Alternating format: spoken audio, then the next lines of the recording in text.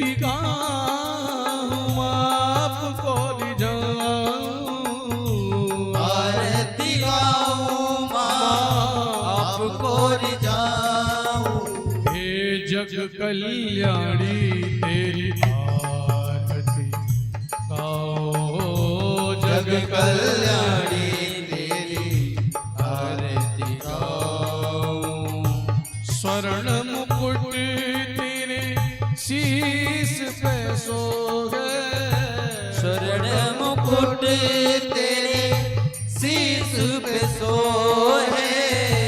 मृद मुस्कान मेरो मन मोहे, मृद मुस्कान मेरो मन मोहे। सुंदरता पे मैं बले बले जाओ, अम्बे भवानी तेरी आरती गाऊं। हे जग कल्याणी तेरी आरती गाओ, जग कल्याणी तेरी आरती गाऊं। चरणों में तेरे भैरो विराजे, चरणों में तेरे भैरो विराजे। हनुमत लामुर संग में साजे, हनुमत लामुर संग में साजे। श्री चरणों के में दर्शन पाओ, अम्बे भवानी तेरी आरती गाऊं। कमल नयन श्री नैना जी प्यारी, कमल नयन श्री नैना की प्यारी। बल बल जावे सब नर नारी, बल बल जावे सब नर नारी। रूप सुधा चरणामृत पाओ, अम्बे भवानी तेरी आरती गाऊं। दीन अनाथ की नाथ हो मैया, दीन अनाथ की नाथ होइया। सुख दुख जीवन साथ हो मैया, सुख दुख जीवन साथ होइया। सेवा में तेरी माता जीवन बिताओ, अम्बे भवानी तेरी आरती गाऊं। आरती गाऊं मैया आपको मनाऊं, आरती गाऊं मैया आपको मनाऊं। हे अम्बे भवानी तेरी आरती गाओ, अम्बे भवानी तेरी आरती अम्बे गाऊं। भवानी तेरी आरती गाओ, अम्बे भवानी तेरी आरती गाऊं। हे कल्याणी तेरी आरती गाओ, हे कल्याणी तेरी आरती गाऊं।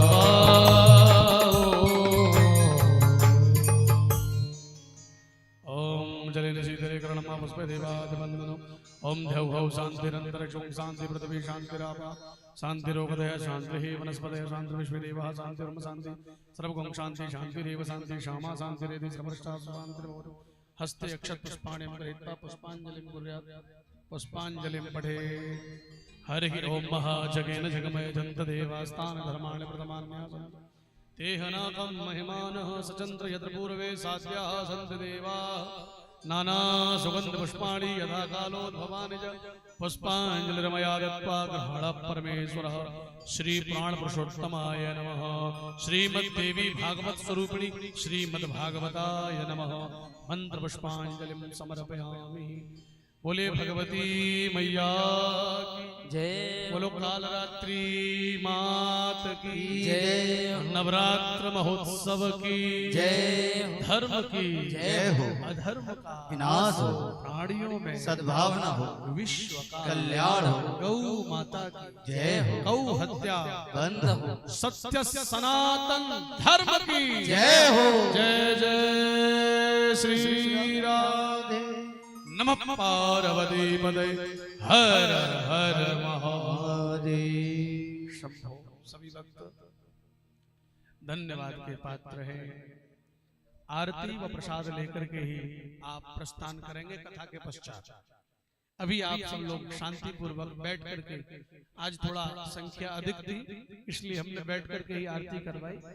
खड़े होने से आप लोग थोड़ा सा तितर बितर होने लग जाते हो, बातें बहुत करते हो, तो बड़े भाव से हमने आरती उतारी। अब मैं खास करके इधर जो हमारी माताएं बहन बैठती हैं उनसे निवेदन करूंगा कि वे बहुत जरूरी बात करती हैं ना, वो जरूरी बात ना किया करें कथा में। कथा में यदि बोलने का मन ज्यादा होता हो तो जय माता दी बोल लिया करो, बाकी बोला मत करो।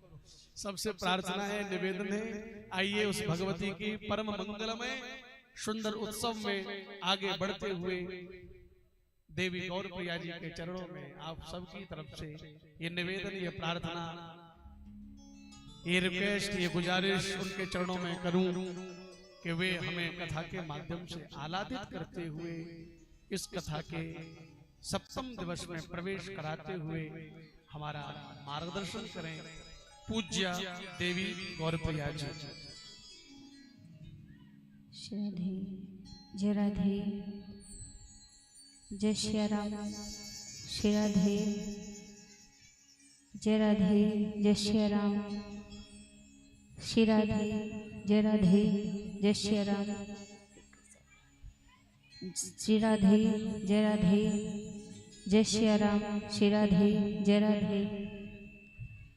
बोलिए बांके बिहारी लाल की जय हो दुर्गा मैया की जय हो हनुमान जी महाराज की जय हो राधे राधे।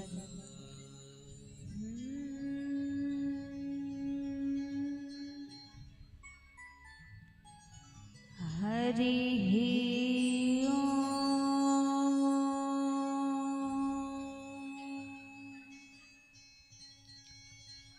नमो भगवते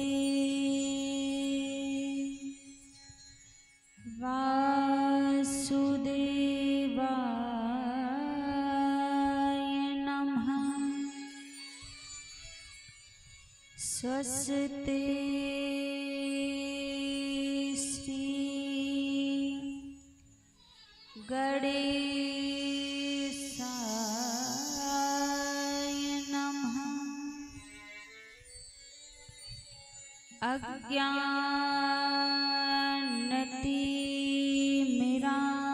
अज्ञानतिमिरान्धस्य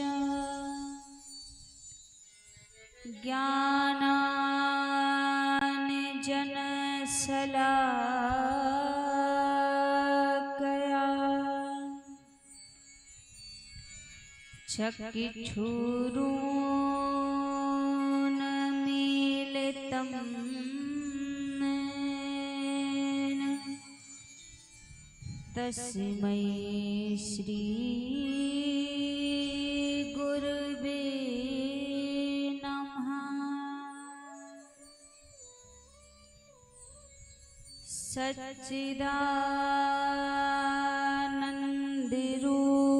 सच्चिदानन्दरूपाय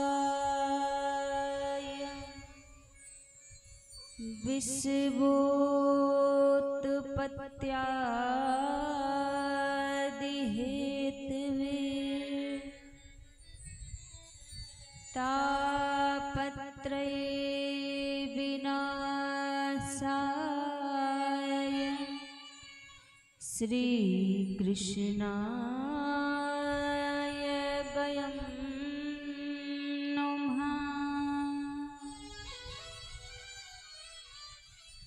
या देवी सर्वभूतेषु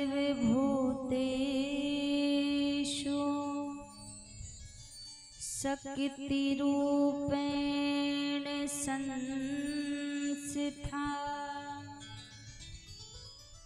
नमस्तस्यै नमस्तस्यै नमस्तस्यै नमो नमः। आए हनुमान जी विराजिए कथा कहूँ मति अनुसार प्रेम सहित आसन लाग्यो विराजिए पवन कुमार।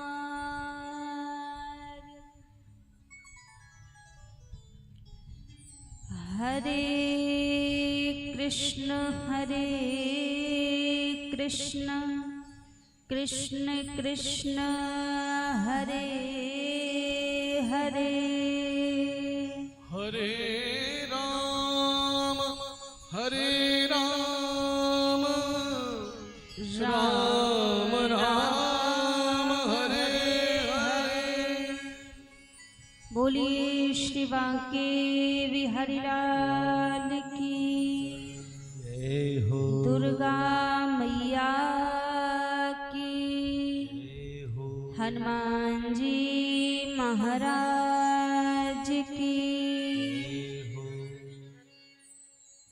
जय जय श्री राधे। आइए सभी भक्तजन आज की परम पावन परम मंगलमय कथा में प्रवेश करने से पहले मन और वाणी को पवित्र करते हुए मां भगवती के पावन चरणों में प्रार्थना करते हुए सभी आज की परम मंगलमय पावन कथा में बड़े भाव से सभी प्रवेश करेंगे। सभी मां भगवती के चरणों में प्रार्थना करेंगे, मां से विनती करेंगे।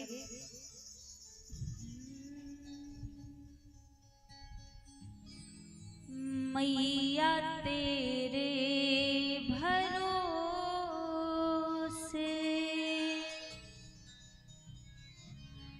मेरा परिवार है।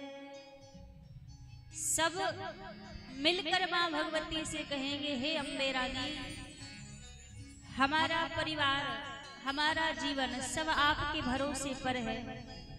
आप चाहो तो उसे पार लगा दो और आप चाहो तो उसे भवसागर में डुबा दो। तो सभी बड़े भाव से मिलकर मां भगवती से प्रार्थना करेंगे। मैया तेरे भरोसे मेरा परिवार है। मैया तेरे भरोसे मेरा परिवार है। मैया तेरे भरोसे मेरा परिवार है। मैया तेरे भरोसे मेरा परिवार है। तू ही मेरी नाव की माझी, तू ही मेरी नाव की माझी, तू ही पतवार है। मैया तेरे भरोसे मेरा परिवार है। ओ मैया तेरे भरोसे मेरा परिवार है। मैया तेरे भरोसे मेरा परिवार है। मैया तेरे भरोसे मेरा परिवार है। जय हो दुर्गा मैया की। जय हो।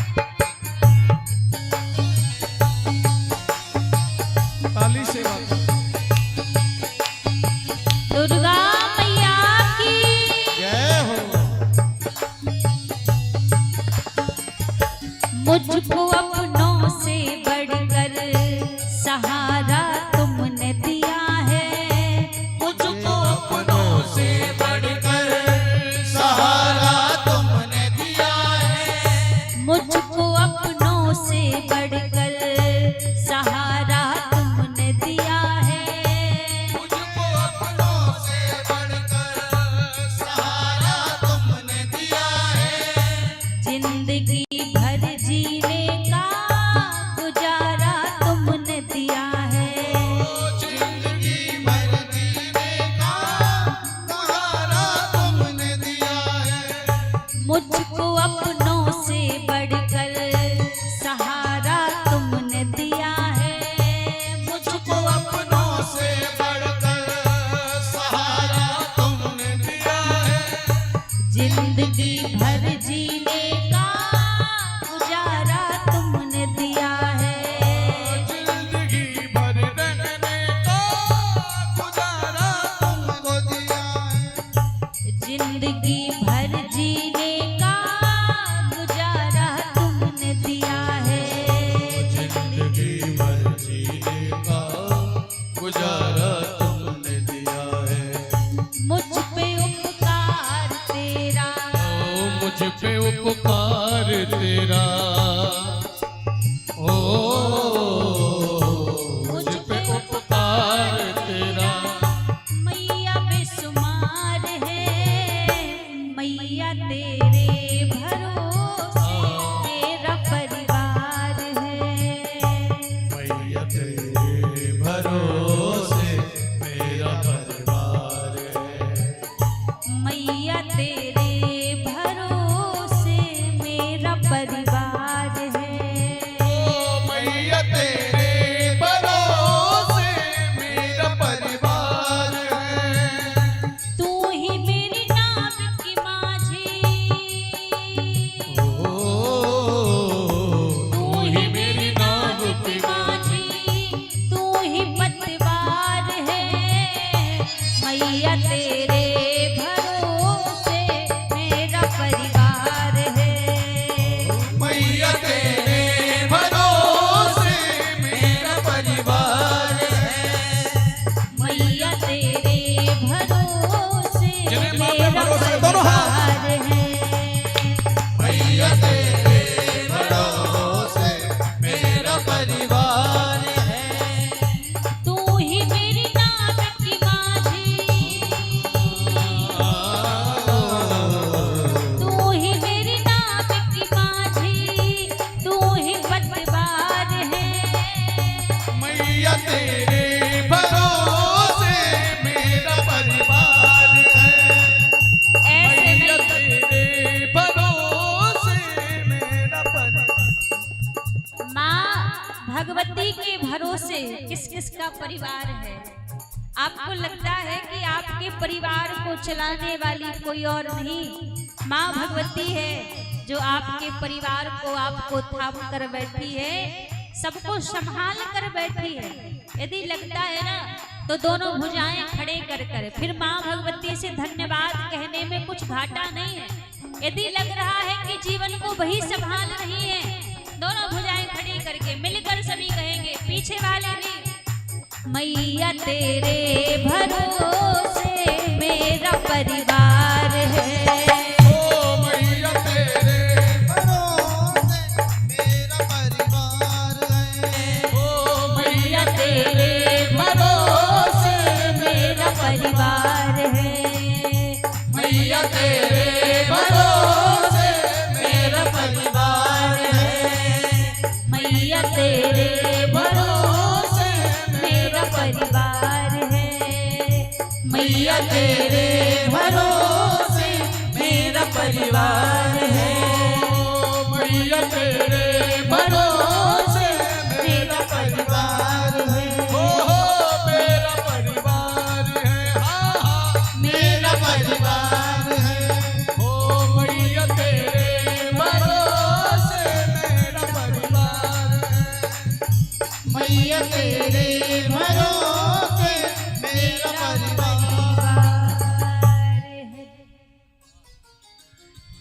मैया तेरे भरोसे मेरा परिवार है।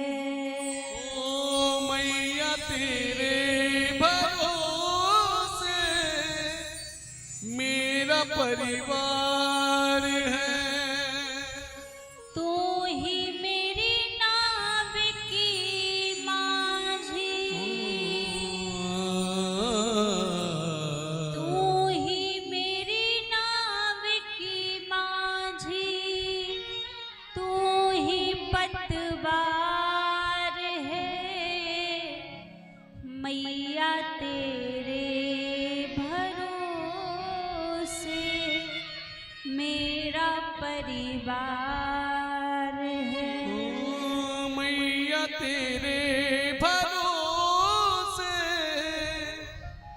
मेरा परिवार है। बोलिए जगदम्बे मैया की। जय हो। आइए सर्वप्रथम मेरे परम आराध्य अकारण करुणा वरुणालय अनंत कोटि कल्पतरु पीतांबरधारी श्री राधा रमण लाल जी के पावन चरणों में प्रणाम करते हुए अनंत बलवंत संत श्री हनुमंत लाल जी महाराज के पावन चरणों में प्रणाम करते हुए परम्बा जगदम्बा माँ जगत जननी के पावन चरणों में प्रणाम करते हुए सभी संत समाज, विप्र समाज, विद्युत समाज, कथा में उपस्थित सभी भक्तजनों के हृदय में विराजित मेरे लोक लोचन सावरे सरकार के श्री चरणों में व्यासपीठ की ओर से वंदन प्रणाम करते हुए आज सप्तम दिवस की परम पावन परम मंगलमय कथा में सभी बड़े भाव से प्रवेश करेंगे। आज श्रीमद् देवी भागवत कथा का सप्तम दिन है। 6 दिनों से हम आप सभी माँ भगवती की पावन चरित्रों को, पावन लीलाओं को सुनते आ रहे हैं। आज कथा का 7वां दिन है। आज माँ भगवती माता कालरात्रि का ये सुंदर अवसर है, सुंदर दिन है। तो माँ भगवती कालरात्रि के पावन चरणों का ध्यान करते हुए आज की मंगलमय कथा में भाव से सभी प्रवेश करेंगे। ऐसा माना जाता है कि जिसके जीवन में भगवती कालरात्रि की कृपा हो जाए, माँ परम्बा की कृपा हो जाए, तो जीवन में कोई संसार का ऐसा कार्य असंभव नहीं है जिसको माँ भगवती कालरात्रि ना कर सके। कहते हैं ना, जब छोटे छोटे बच्चे होते हैं,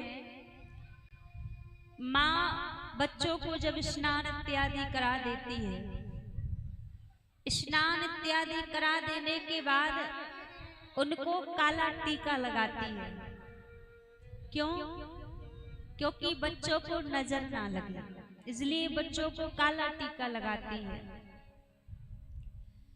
तो जब एक काला टीका लगाने से बच्चों के ऊपर बुरी दृष्टि नहीं पड़ती, बुरी नजर नहीं पड़ती, तो विचार करो, जब माँ भगवती कालरात्रि की कृपा जिसके ऊपर हो जाए, संसार में कौन सी ऐसी बुरी शक्ति है, संसार की कौन सी बुरी शक्ति उस बालक के ऊपर, उस परिवार के ऊपर, उस घर के ऊपर गलत दृष्टि डाल सके, जिसके ऊपर भगवती कालरात्रि की कृपा हो जाए।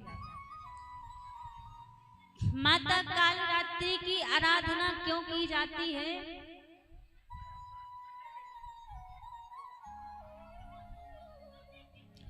आप लोगों को बात करनी है, बात करनी है।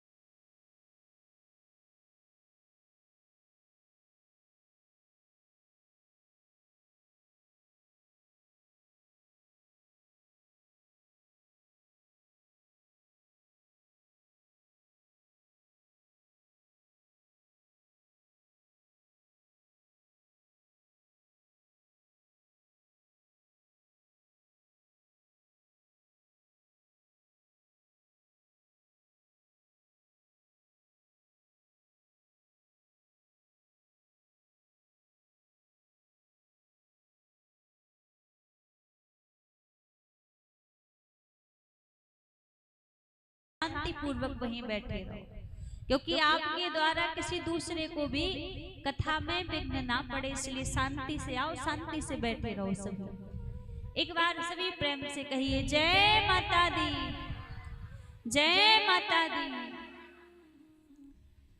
तो महाराज देवी भागवत में वर्णन आता है, माँ कालरात्रि की आराधना क्यों की जाती है।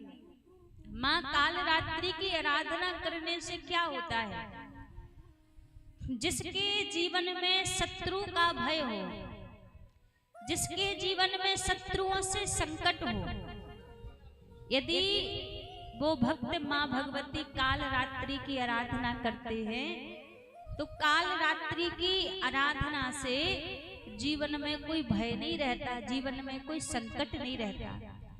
शत्रुओं को नाश करने वाली है मैया कालरात्रि। तो आज उन्हीं भगवती कालरात्रि का दिन है। कहते हैं जीवन में माँ का स्वरूप जरूर विकराल है, पर माँ का स्वरूप विकराल किसके लिए है, दैत्यों के लिए माँ भगवती का कालरात्रि का स्वरूप विकराल है। उनके भक्तों के लिए, उनके बच्चों के लिए उस विकराल स्वरूप में भी करुणा छिपी हुई है, उस विकराल स्वरूप में भी दया छिपी हुई है।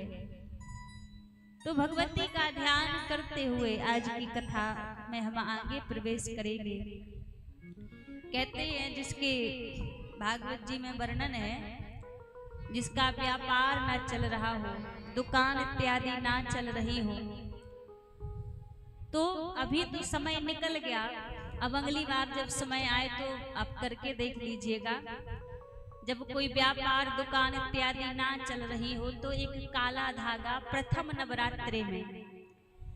नवरात्रि में काला धागा लेके भगवती के चरणों के पास रख दे, सिंदूर लगा के उसमें 9 दिन वो भगवती के चरणों के पास रखा रहे। और जब 9 दिन नवरात्रा पूर्ण हो, भगवती की विदाई हो, तब वो काला धागा आप लेकर आए अपनी दुकान व्यापार इत्यादि में, जो आपका कार्य हो वहां पर उसको आप बांध लें। तो ऐसा माना जाता है उसके ऊपर माँ भगवती कालरात्रि की विशेष कृपा होती है। कई बार लोग कहते हैं ना कि किसी की बुरी नजर पड़ गई सो दुकान नहीं चल रही है, किसी की बुरी दृष्टि पड़ गई सो व्यापार नहीं चल रहा है। तो इन सब से, इन बंधनों से मुक्त कराने वाली है भगवती कालरात्रि। जो भी मैया की आराधना करता है, जो भी मैया को पुकारता है, उन सब के ऊपर अनुग्रह करने वाली मैया का रूप है।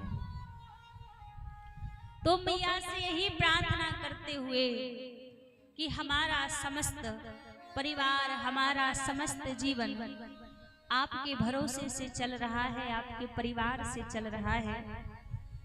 तो हम अभी तक जैसे आपने हमारे जीवन को, परिवार को संभाला है, ऐसे ही कृपा करके आगे भी आप हमारे परिवार को संभालती रहिएगा।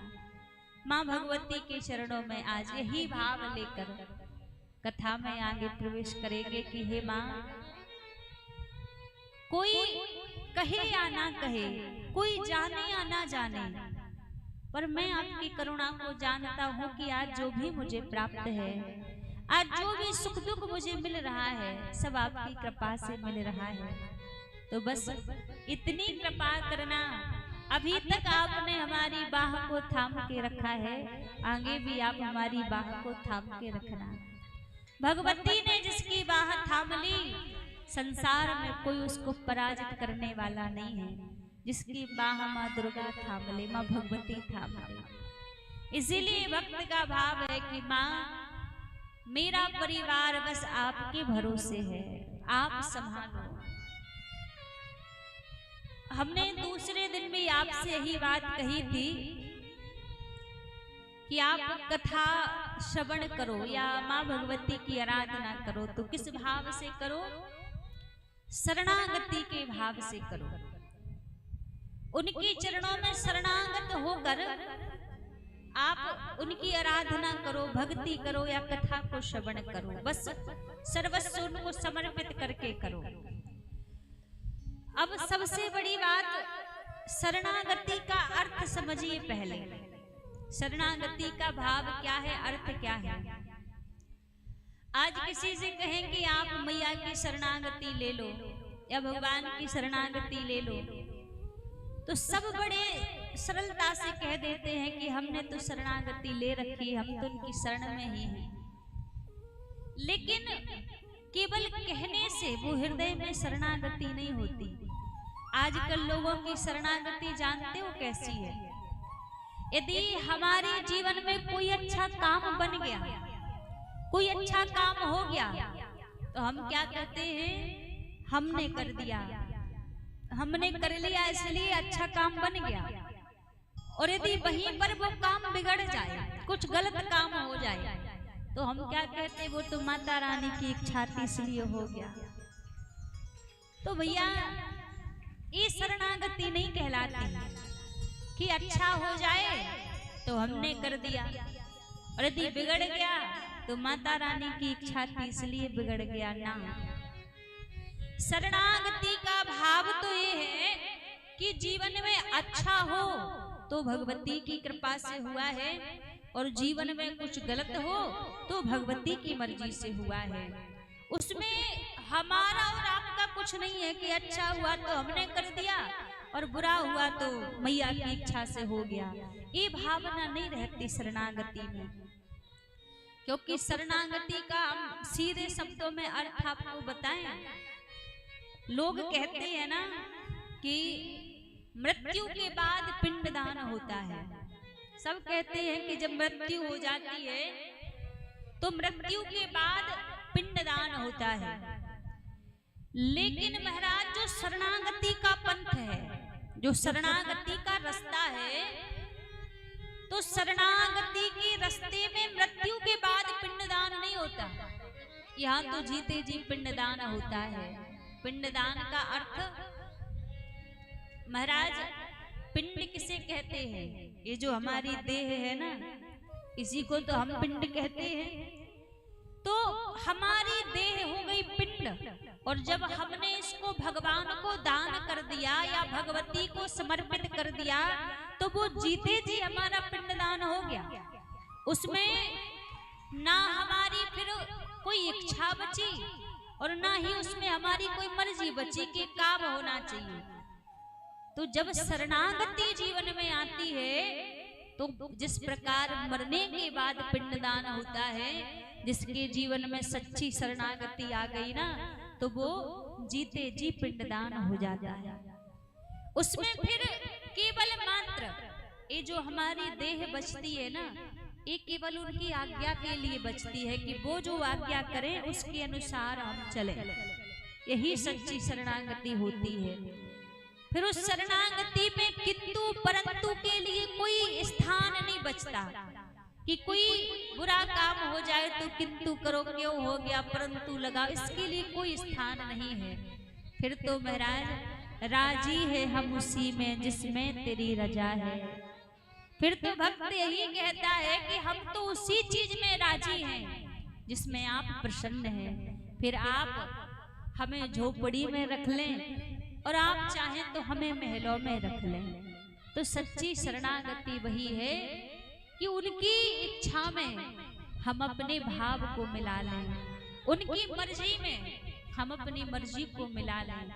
वही सच्ची शरणागति है और वही सच्ची भक्ति है।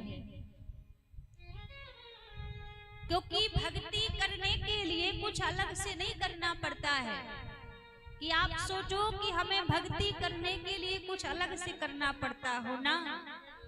भक्ति के लिए कुछ अलग से नहीं होता, बस भगवान की मर्जी में, भगवती की मर्जी में अपनी मर्जी को मिला दो। वास्तव में भक्ति जानते हैं कहते किसे हैं? एक बड़ा सुंदर पद है कि भक्ति का स्वरूप क्या होना चाहिए जीवन में।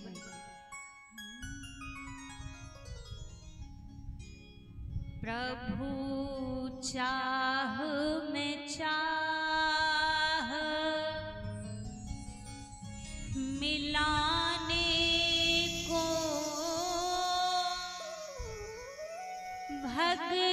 भगवान की भक्ति कहते हैं। प्रभु चाह में चाह मिलाने को, भगवान की भक्ति कहते हैं। बस जीते जी मरे जाने को, भगवान की भक्ति कहते हैं। भक्ति का वास्तविक स्वरूप है प्रभु चाह में चाह मिलाने को। हमारी आराध्य की मर्जी में हमारी हाँ हो जाए। यदि भगवती ने सोचा कि हमारे जीवन में दुख रहे तो हम उस दुख को भी हंस के स्वीकार करें कि उनकी मर्जी है।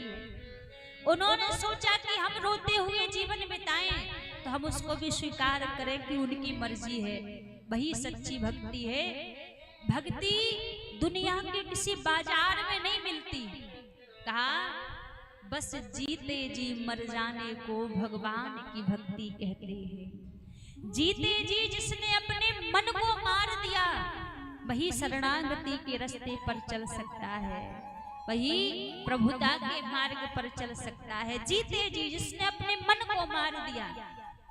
क्योंकि भक्ति का स्वरूप है क्या? आँखों से झलकते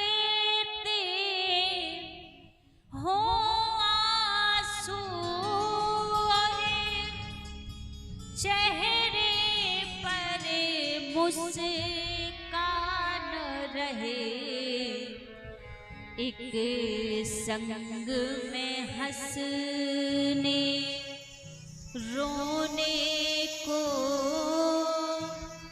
भगवान की भक्ति कहते हैं। प्रभु चाह में चाह मिलाने को भगवान की भक्ति कहते हैं। प्रभु चाह में चाह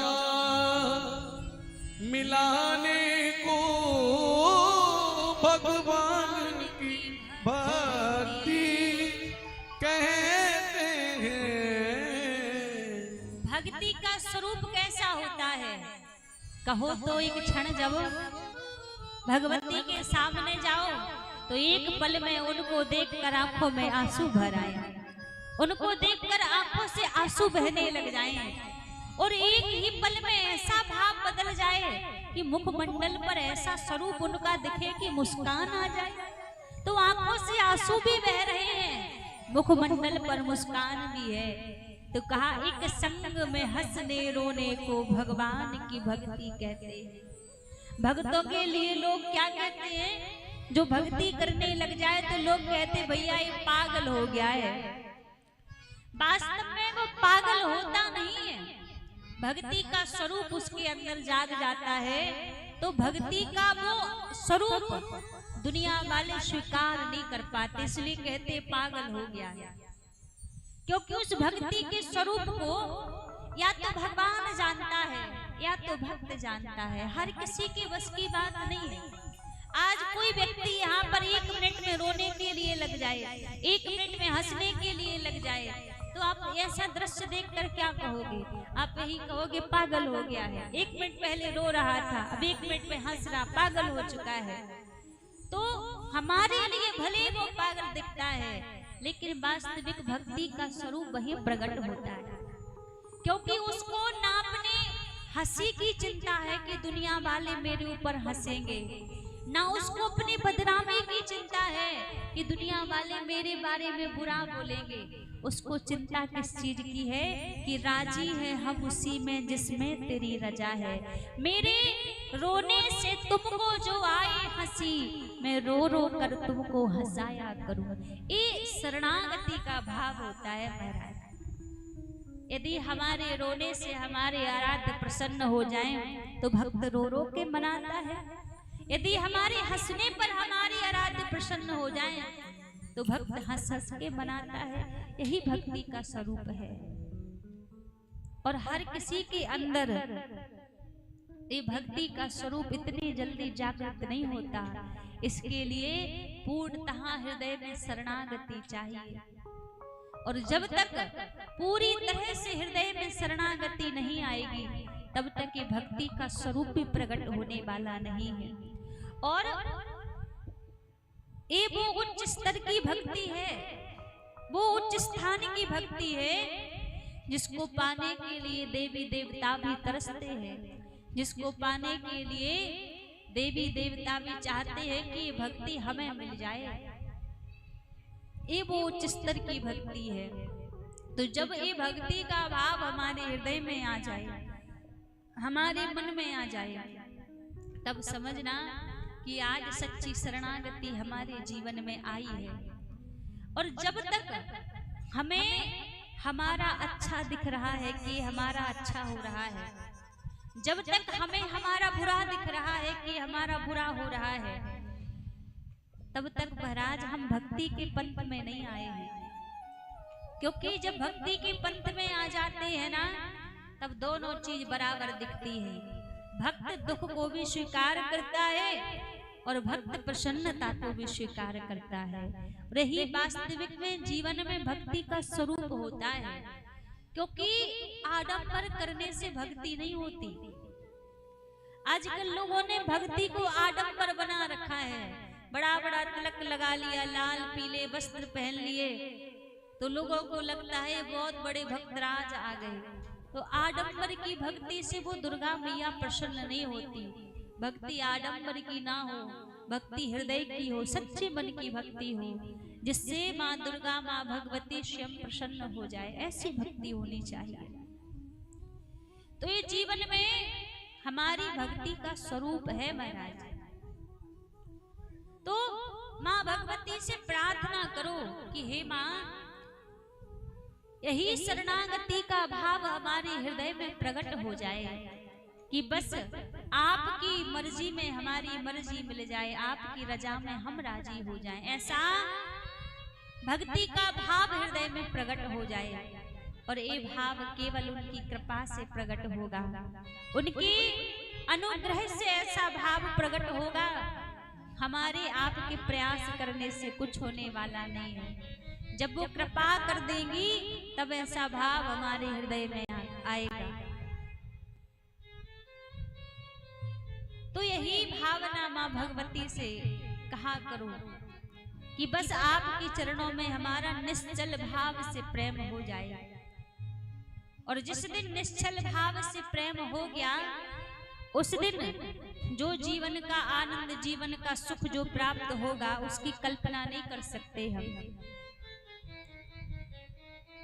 तो महाराज ऐसे सुंदर सुंदर भगवती के चरित्र हैं, भगवती की सुंदर सुंदर लीलाएं हैं, जिनको हम विगत 6 दिनों से सुनते आ रहे हैं, श्रवण करते आ रहे हैं। कल हम आप सभी ने राजा निमि के चरित्र को श्रवण किया कि किस प्रकार से राजा निमि को वशिष्ठ जी का श्राप लगा। श्राप के द्वारा राजा निमि की देह नष्ट हो गई। फिर जब देह नष्ट हो गई, माँ भगवती की राजा निमि ने आराधना की। और जब माँ भगवती की आराधना की तो माँ भगवती ने प्रसन्न होकर राजा निमि को जन जन के नेत्रों में स्थान दे दिया। राजा निमि समस्त संसार वासियों के नेत्रों में वास करने लगे, नेत्रों में राजा निमि को स्थान दिया। तो इस राजा निमि के सुंदर चरित्र को कल हम आप सभी ने यहाँ पर सुना था, श्रवण किया था।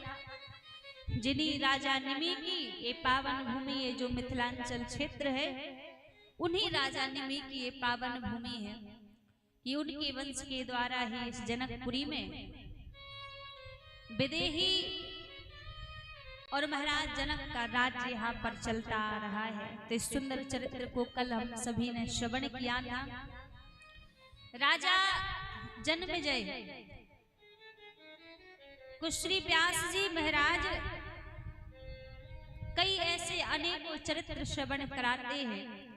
व्यास जी राजा जन्मेजय से कहते हैं, राजन, तीनों लोकों में माँ परम्बा की शक्ति, माँ परम्बा की आराधना सबसे श्रेष्ठ है।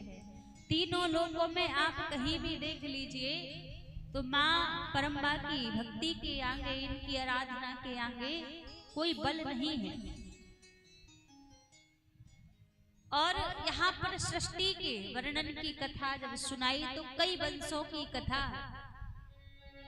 राजा जन्मेजय ने श्रवण की व्यास जी के द्वारा। यहाँ पर व्यास जी महाराज एक बड़ा सुंदर चरित्र राजा जन्मेजय को श्रवण कराते हैं। हिंगे वंश की कथा यहाँ पर राजा जन्मेजय श्रवण कर रहे हैं। व्यास जी महाराज कथा श्रवण करा रहे हैं। एक बार का समय था, इसी हिंगे वंश में परशुराम जी का भी प्रकट हुआ, अवतार हुआ। तो एक बार का समय था, ये हिंगे वंश की उत्पत्ति कहाँ से हुई? वैकुंठ धाम में भगवान नारायण विराजित थे। भगवान नारायण बैठे थे, वही भगवान नारायण के निकट माता लक्ष्मी भी विराजित थी। जब वहीं पर माता लक्ष्मी विराजित थी तो क्या हुआ, उसी समय भगवान सूर्य के पुत्र वैकुंठ धाम में पधारे। और जब वैकुंठ धाम में सूर्य के पुत्र पधारे तो इनकी सुंदरता बड़ी दिव्य थी, बड़ा दिव्य स्वरूप इनका था।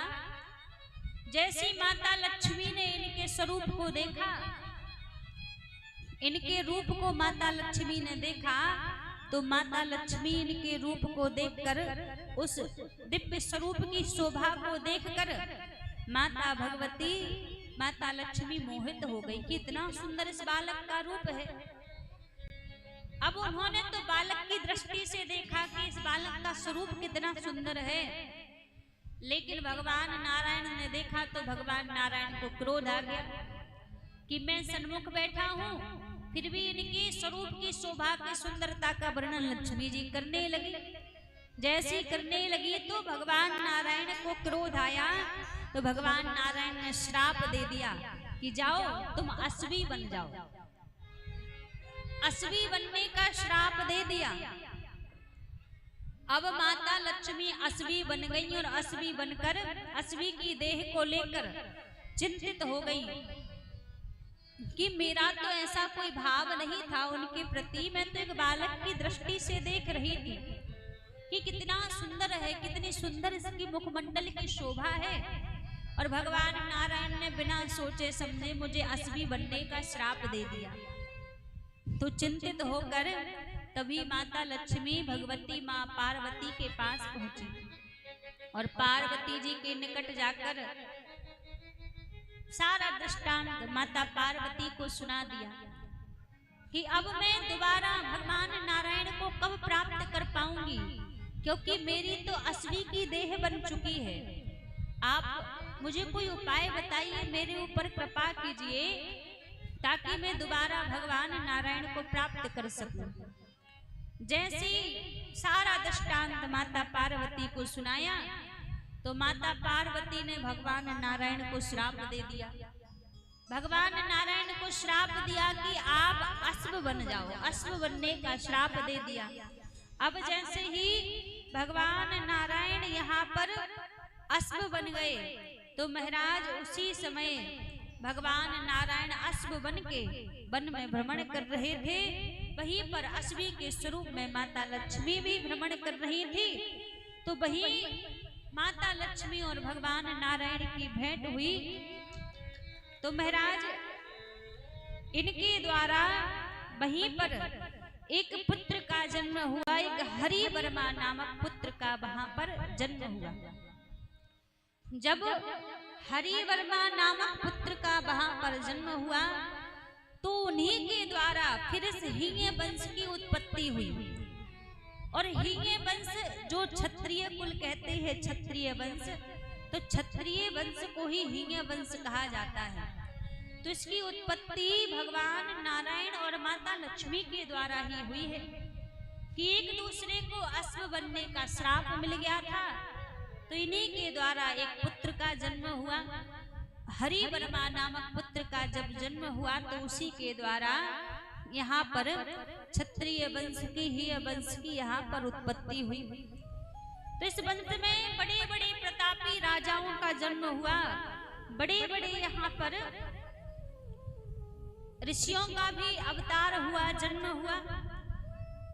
इसी वंश में व्यास जी महाराज कहते हैं, राजन इसी वंश में एक जगदम्न ऋषि जो बड़ी ही धर्मात्मा थे। तो जगदम्न ऋषि का अवतार हुआ था, प्राकट्य हुआ था।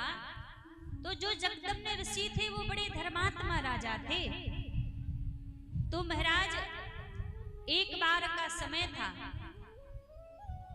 जगदम्न ऋषि की कुटिया में इनके पास में कामधेनु गाय की पुत्री नंदिनी गाय इनकी कुटिया में रहा करती थी।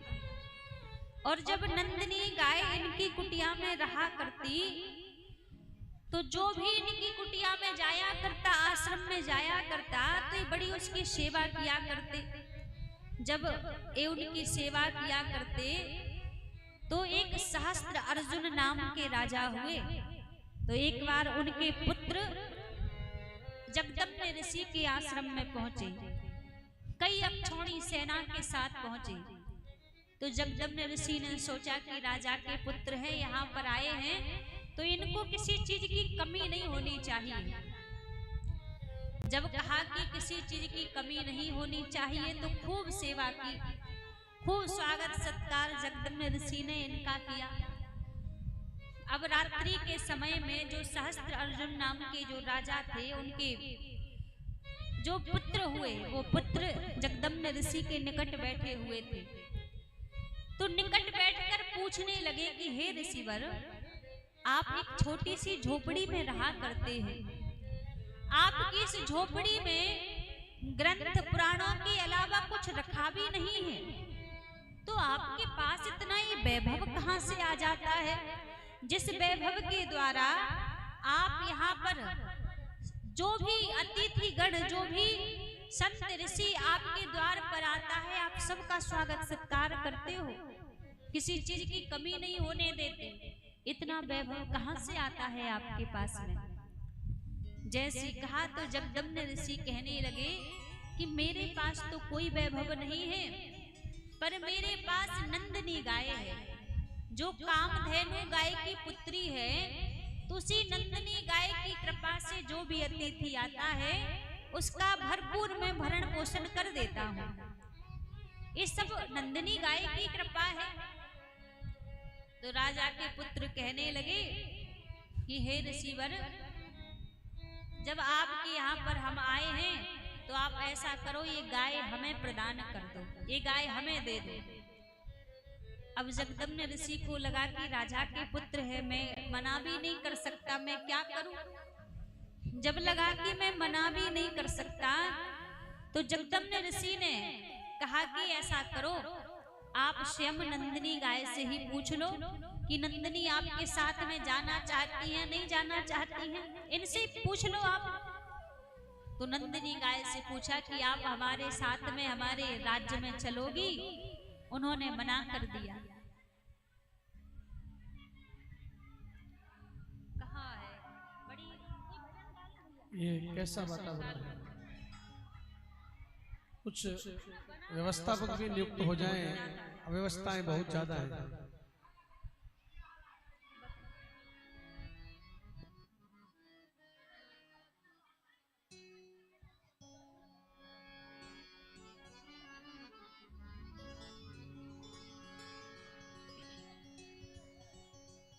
मात मोरे, मात मोरे नैनन आगे रहियो, मैया मोरे नैनन आगे रहियो, मैया मोरे, ओ मैया मोरे, उठाएंगे दोनों हाथ।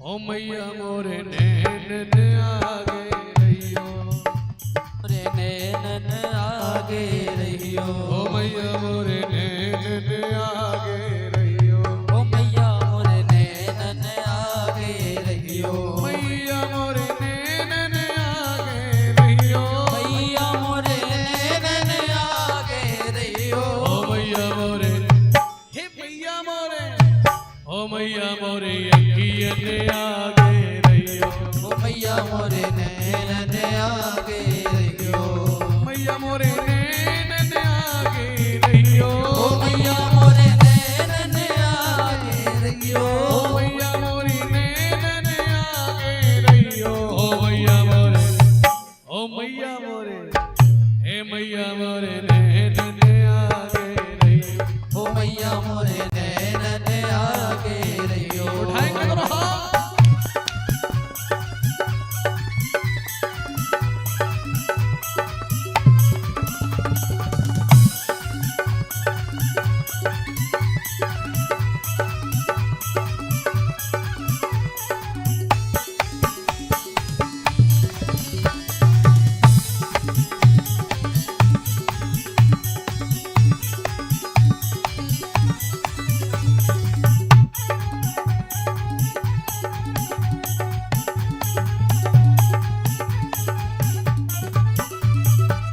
भवसागर में जीवन नैया, भवसागर में जीवन नैया, कोई नहीं है मेरा खिवैया, कोई नहीं है मेरा खिवैया, अब की बेर में डूब न जाऊं, अब की बेर में डूब ना जाऊं, मोहे पार लगइयो कि मैया मोरे, ओ मैया मोरे, ओ मैया मोरे नैनन आगे रहियो, ओ मैया मोरे नैनन आगे रहियो, जगजननी मोरे नैनन आगे रहियो, जगजननी मोरे नैनन आगे एक बार रहियो, दोनों हाथ उठा के जय माता दी।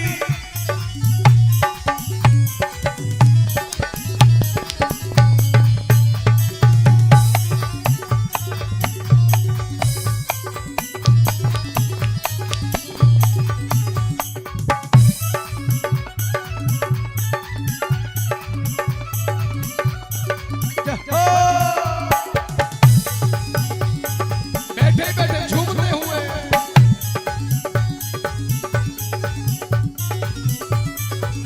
सब दर छोड़ तेरे दर आए, सब जग छोड़ तेरे दर आए, सब दर छोड़ तेरे दर आए, सब दर छोड़ तेरे दर आए,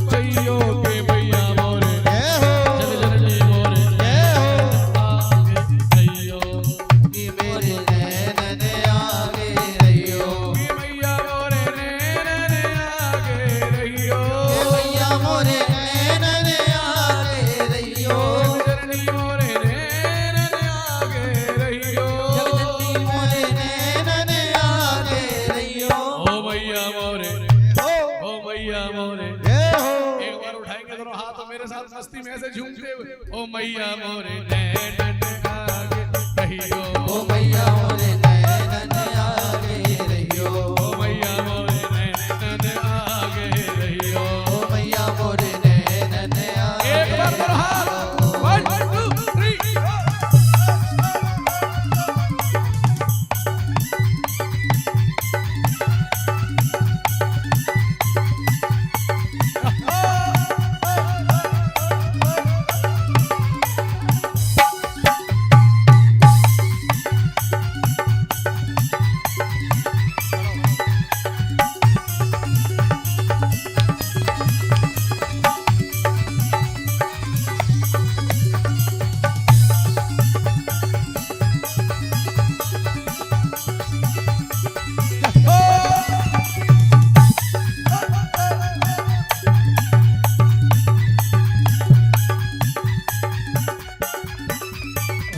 मरती मेरे जग पीठ दिखावे, मरती मेरे जग पीठ दिखावे, मरती मेरे जग पीठ दिखावे, अरे जब पीठ दिखावे, कौन काहू पसंग में जावे, कौन काहुर संग बिराजे, रुक रुक प्राण कंठ में आवे, रुक रुक प्राण कंठ में राजे, तू मेरे सन्मुख रहियो के मैया मोरे, ओ मैया मोरे, के मैया मोरे अखियन आगे रहियो, ओ मैया मोरे अखियन आगे रहियो, के मैया मोरे नैनन आगे रहियो, ओ मैया मोरे नैनन आगे ओ नैनन आगे रहियो, मैया मेरे नैनन आगे रहियो, ओ नैनन आगे रहियो, ओ मैया मोरे नैनन आगे रहियो, ओ मैया मोरे ऐसे नहीं भैया, अरे कम से कम जय हो तो बोल दिया करो कि मैया मोरे, ओ मैया मोरे, भोजन नहीं किया क्या? दोनों हाथ उठा के कि मैया मोरे नैनन आगे रहियो, ओ मैया मोरे, नैनन आगे रहियो, ओ मैया मोरे नैनन आगे रहियो, ओ मैया मोरे नैनन आगे रहियो, कि मैया मोरे नैनन आगे रहियो, ओ मैया मोरे नैनन आगे रहियो, ओ भक्ति मेरे नैनन आगे रहियो, भगवती मोरे नैनन आगे रहियो, ओ मैया मोरे नैनन आगे रहियो, ओ मैया मोरे नैनन आगे रहियो, ओ मैया मोरे नैनन आगे रहियो, मैया मोरे नैनन आगे रहियो, मैया मोरे नैनन आगे रहियो, ओ मैया मोरे नैनन आगे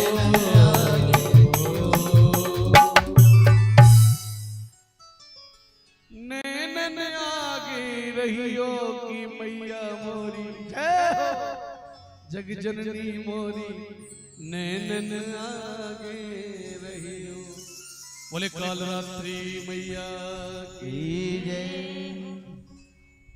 एक बार सभी प्रेम से कहिए जय माता दी, जय माता, जय माता दी।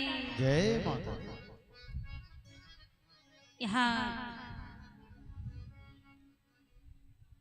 व्यास जी महाराज राजा जन्मेजय को अनेकों पावन चरित्र अनेकों लीलाएं यहाँ पर श्रवण करा रहे हैं। यहाँ जगदम्ब ऋषि के आश्रम में जब सहस्त्रार्जुन राजा के पुत्र आए, नंदिनी गाय से पूछने लगे कि आप हमारे साथ में हमारे राज्य में चलोगी, तो उन्होंने जाने से मना कर दिया कि हम यहीं रहकर ऋषियों की संतों की सेवा करेंगे, हम आपके राज्य में जाकर क्या करेंगे, मना कर दिया जाने से। जब जाने से मना कर दिया तो तुरंत तो वो राजा के पुत्र वहां से चले गए, तुरंत वहां से चले गए। फिर रात्रि के समय वो राजा के पुत्र वहां पर आए और रात्रि के समय पर नंदिनी गाय को चुरा कर ले गए। जब वहां से चुरा कर ले गए तो महाराज जगदम्ब ऋषि को पता लगा कि राजा के पुत्र गाय को चुरा कर ले गए, तो अपने पुत्र परशुराम जी को बताया। और जब परशुराम जी को बताया तो परशुराम जी ने जाकर उन राजा को बड़ी फटकार लगाई, बड़ी डांट लगाई कि आप एक राजा हैं, राजा के पुत्र हैं, इतना धन वैभव संपत्ति सब आपके पास में है और आपने एक गाय को चुरा लिया, आपको ये शोभा नहीं देता। और जब परशुराम जी ने उनको जाकर डांट लगाई तो राजा के पुत्रों को क्रोध आ गया महाराज। और जैसे ही उनको वहां पर क्रोध आया तो क्रोध जैसे ही आया तो उन्होंने यहाँ पर आकर जगदम्ब ऋषि का वध कर दिया, जगदम्ब ऋषि को मार दिया। और जब जगदम्ब ऋषि को मारा तो इनकी जो पत्नी थी रेणुका, उन्होंने 21 बार अपनी छाती को पीटा। और जब 21 बार अपनी छाती को पीटा तो परशुराम जी ने 21 बार इस धरती को क्षत्रियों से विहीन कर दिया था। अपनी माँ की रुदन पर, अपने माँ की विलाप पर 21 बार क्षत्रियों से इस धरती को विहीन कर दिया। इतना प्रेम अपने माँ के चरणों में था, अपने पिता के वचनों में था। कहते हैं परशुराम जी को अपनी माँ की वध का दोष लगा हुआ। सब कहते हैं परशुराम जी ने अपनी माँ का शीश काट दिया था। जगदम्ब ऋषि के 3 पुत्र थे। तीनों पुत्रों की एक बार जगदम्ब ऋषि ने परीक्षा लेनी चाहिए। अपने तीनों पुत्रों से कहा कि आज मैं देखना चाहता हूँ मेरा कौन सा पुत्र कितनी मेरी आज्ञा का पालन करता है, मुझसे कितना प्रेम करता है। पहले तो तीनों पुत्रों ने कहा कि आप आज्ञा करो। जगदम्ब ऋषि ने कहा कि आप जाओ और जाकर अपने माँ के शीश को काट दो। तीनों पुत्रों ने मना कर दिया कि आप हमारे द्वारा एक कैसा अपराध करवा रहे हैं, मना कर दिया। लेकिन जब परशुराम जी से कहा कि आप भी क्या मेरी आज्ञा का उल्लंघन कर दोगे, आपके लिए भी मेरी आज्ञा है कि आप जाओ और जाकर अपनी माँ का शीश काट दो। परशुराम जी बोले पिताजी आपकी आज्ञा शिरोधार है। परशुराम जी गए और जाकर अपनी माँ का शीश काट दिया। अब जैसे अपनी माँ का शीश काट दिया और पिताजी से बोले पिताजी आपने जो आज्ञा की थी मैंने आपकी आज्ञा का पालन किया है। जगदम्ब ऋषि प्रसन्न हो गए, कहा मैं तुमसे प्रसन्न हूँ, तुम मांगो, तुम्हें क्या चाहिए, आज तुम जो भी मांगोगे मैं तुम्हें प्रदान कर दूंगा। परशुराम जी ने हाथ जोड़ लिए, कहा पिताजी आप चाहते हैं कि मैं आपसे कुछ मांगू, तो मेरे मन में यही इच्छा है कि आप मेरी माता जी को दोबारा जीवित कर दीजिए। दोबारा जीवित होने का वरदान इन्होंने मांगा। जगदम्ब ऋषि ने अपने तपोबल से पुनः से यहाँ रेणुका जी को जीवित कर दिया। तो पिता की आज्ञा का पालन परशुराम जी ने किया था, इसलिए मां का शीश काटा। आजकल कई लोग कहते हैं ना जोश में आकर, अरे हम तो बिल्कुल परशुराम जी की तरह हैं, जब बात आएगी तो किसी को नहीं छोड़ेंगे। परशुराम जी ने तो अपनी माँ का भी शीश काट दिया। लेकिन उससे पहले परशुराम जी के चरित्र को तो जानो, जीवन को तो जानो कि किस कारण से उन्होंने अपनी माँ का शीश काटा।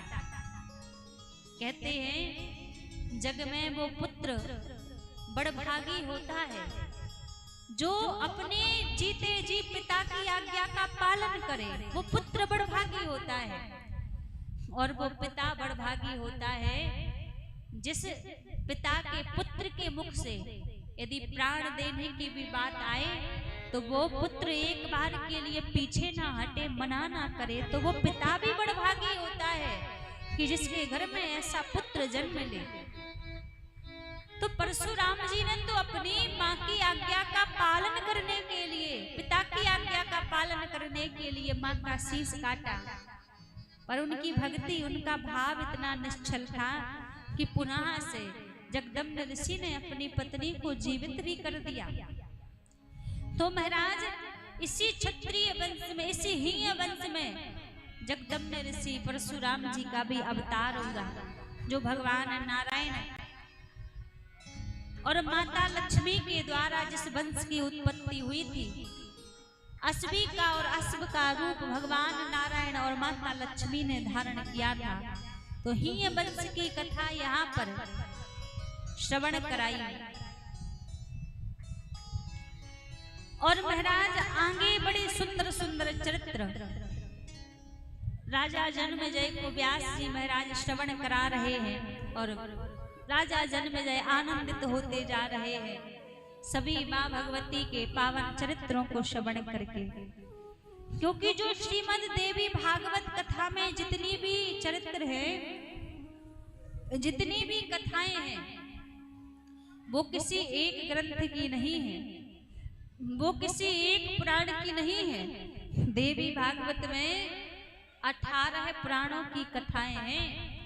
18 पुराणों की कथाओं से सम्मिलित होकर श्रीमद् देवी भागवत का निर्माण हुआ है।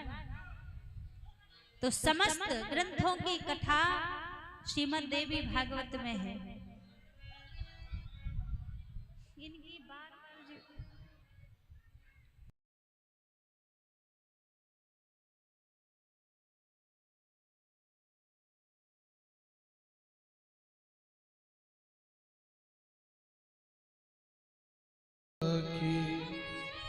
मारी मात जगत सब साके परशुराम पितु आज्ञा राखी।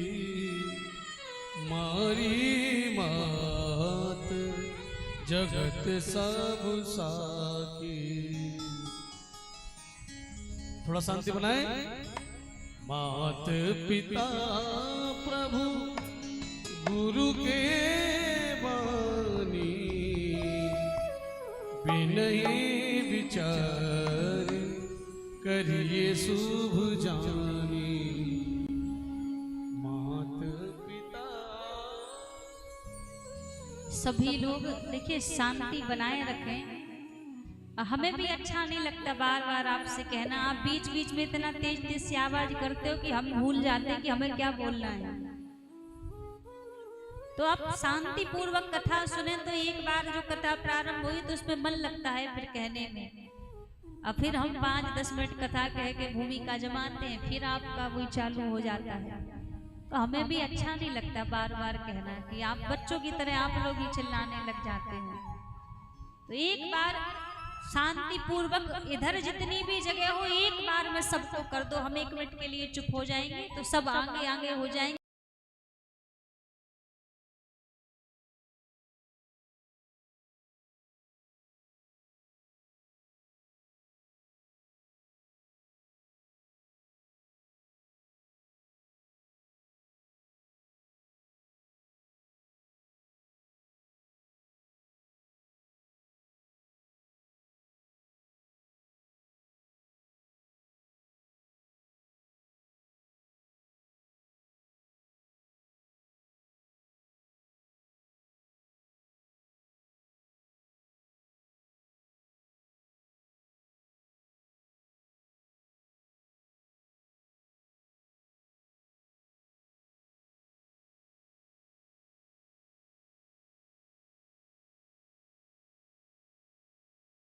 लगाएंगे। बोलिए दुर्गा मैया की, सांचे दरबार की। अब आवाज नहीं आई कि जय हो। अभी 2-4 लोग ही इतनी तेज तेज से आवाज कर रहे थे और जयकारे के लिए तो कोई कह रहा है हो। आप बड़े मतलबी हो, अपनी बात होती है तो कितना चिल्लाने लग जाते हो कि हमें चुप होना पड़ता है आपकी आवाज सुन। और जयकारे में तो कोई मुंह में से आवाज ही नहीं निकल रही है। देखो बीच बीच में हम ज्यादा जयकारा नहीं लगवाते आपसे, 1-2 बार ही लगवाते हैं। और जब 1-2 बार लगाएं तो बड़े भाव से जयकारा लगा दिया करो, जिससे आप जयकारा लगाओगे ना, यहाँ हमें पावर मिलती है कि हाँ आपका मन लग रहा है। और आप यदि ढीले ढीले बैठे रहोगे तो हमें भी लगता है कि हम वैसी मेहनत कर रहे हैं और वैसे ही हम सोच रहे हैं कि आपको आनंद है, आप तो वैसे ही बैठे हो। तो भाव से एक बार पूरी ताकत के साथ जब जयकारा लगाएंगे, बोलिए दुर्गा मैया की, साचे दरबार की, हनुमान जी महाराज की जय हो। अब बिल्कुल शांति पूर्वक सभी लोग बैठे और शांति से सभी कथा को श्रवण करेंगे। अब बीच बीच में कोई बिल्कुल बात नहीं करेगा, सब बिल्कुल चुप बैठकर केवल हम बोलेंगे, आपको सुनना है बस। तो यहाँ पर व्यास जी महाराज राजा जन्मेजय को बड़े सुंदर सुंदर माता भगवती के चरित्रों को श्रवण करा रहे हैं, माँ भगवती के पावन चरित्रों को सुना रहे हैं। यहाँ पर व्यास जी महाराज एक बड़ा सुंदर चरित्र, एक बड़ी सुंदर कथा राजा जन्मेजय को श्रवण कराते हैं। एक बार का समय था, नारद जी और नारद जी के एक भांजे हुए हैं जिनका नाम है पर्वत ऋषि। तो नारद जी और पर्वत ऋषि के मन में भाव आया कि क्यों ना हम दोनों पृथ्वी लोक पर भ्रमण करने के लिए चलते हैं। अब जैसे ही मन में भाव आया कि पृथ्वी लोक पर भ्रमण करने के लिए चलेंगे, तो पर्वत ऋषि ने कहा कि ठीक है, हम तैयार हैं जाने के लिए। लेकिन दोनों ने एक शर्त रखी। शर्त कौन सी रखी? पर्वत ऋषि बोले कि हम एक शर्त पे चलेंगे कि आप हमसे कोई बात नहीं छिपाओगे। नारद जी ने कहा ठीक है।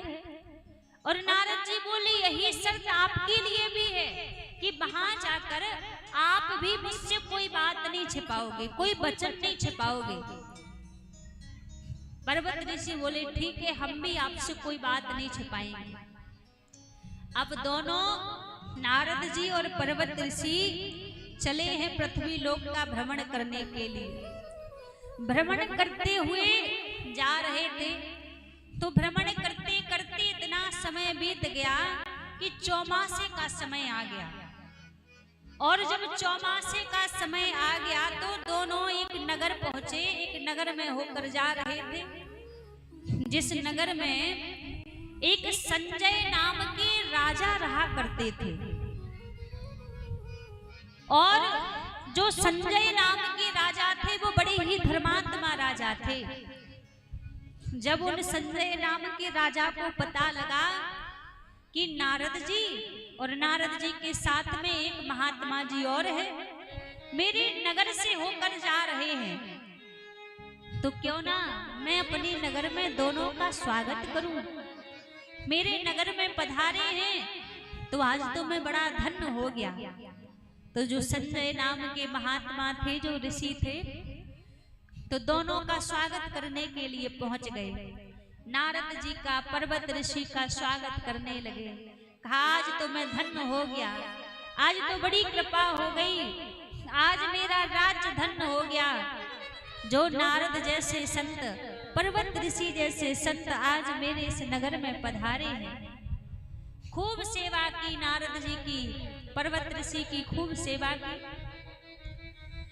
जब वो सेवा का भाव नारद जी ने देखा तो नारद जी अपने भांजे से, पर्वत ऋषि से कहने लगे कि चौमासे का समय लग चुका है और कहीं ना कहीं तो हमें चौमासा बिताना पड़ेगा।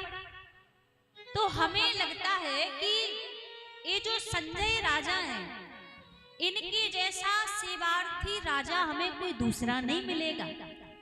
इनके जैसा सेवा करने वाले भाव का व्यक्ति हमें दूसरा नहीं मिलेगा। तो क्यों ना इनके राज्य में ही हम चौमासा बिता लें, 4 महीने बिता लें और यही 4 महीने का अपना खूब प्रेम से आनंद से अनुष्ठान करेंगे। तो पर्वत ऋषि कहने लगे जैसी आपकी इच्छा, जैसी आज्ञा। दोनों ने क्या किया, उन राजन से कहा कि आपका ये सेवा भाव देखकर अब हम चौमासा आपके इस राज्य में ही बिताएंगे। चौमासे के 4 महीने की आराधना हम यही करेंगे। राजा तो बड़े प्रसन्न हो गए कि अब तो मेरे अहोभाग्य खुल गए कि आप मेरे इस राज्य में बैठकर साधना करेंगे, धर्म कर्म करेंगे। अब तो मेरे अहोभाग्य हैं। स्थान दे दिया नारद जी को और पर्वत ऋषि को, दोनों तपस्या करने लगे, समाधि यहाँ ध्यान इत्यादि करने लगे। ये जो संजय नाम के राजा थे, इनकी एक कन्या थी जिसका नाम था दमयंती। ये जो दमयंती नाम की इनकी कन्या थी, तो राजा ने कहा, अपनी कन्या को बुलाकर कहा कि बेटा, प्रजा तो जो सेवा करेगी वो करेगी ही, लेकिन मैं चाहता हूं कि इन दोनों महात्माओं की आप स्वयं सेवा करो, क्योंकि सेवादार और दास दासिया जो सेवा करेंगे वो अपनी जगह ठीक है, पर आप जो सेवा करोगी उस सेवा का महत्व ही अधिक होगा। तो दोनों ऋषियों की आप बिल्कुल श्रद्धा भाव से इनकी सेवा करो। दमयंती बोली, पिताजी जैसी आपकी इच्छा।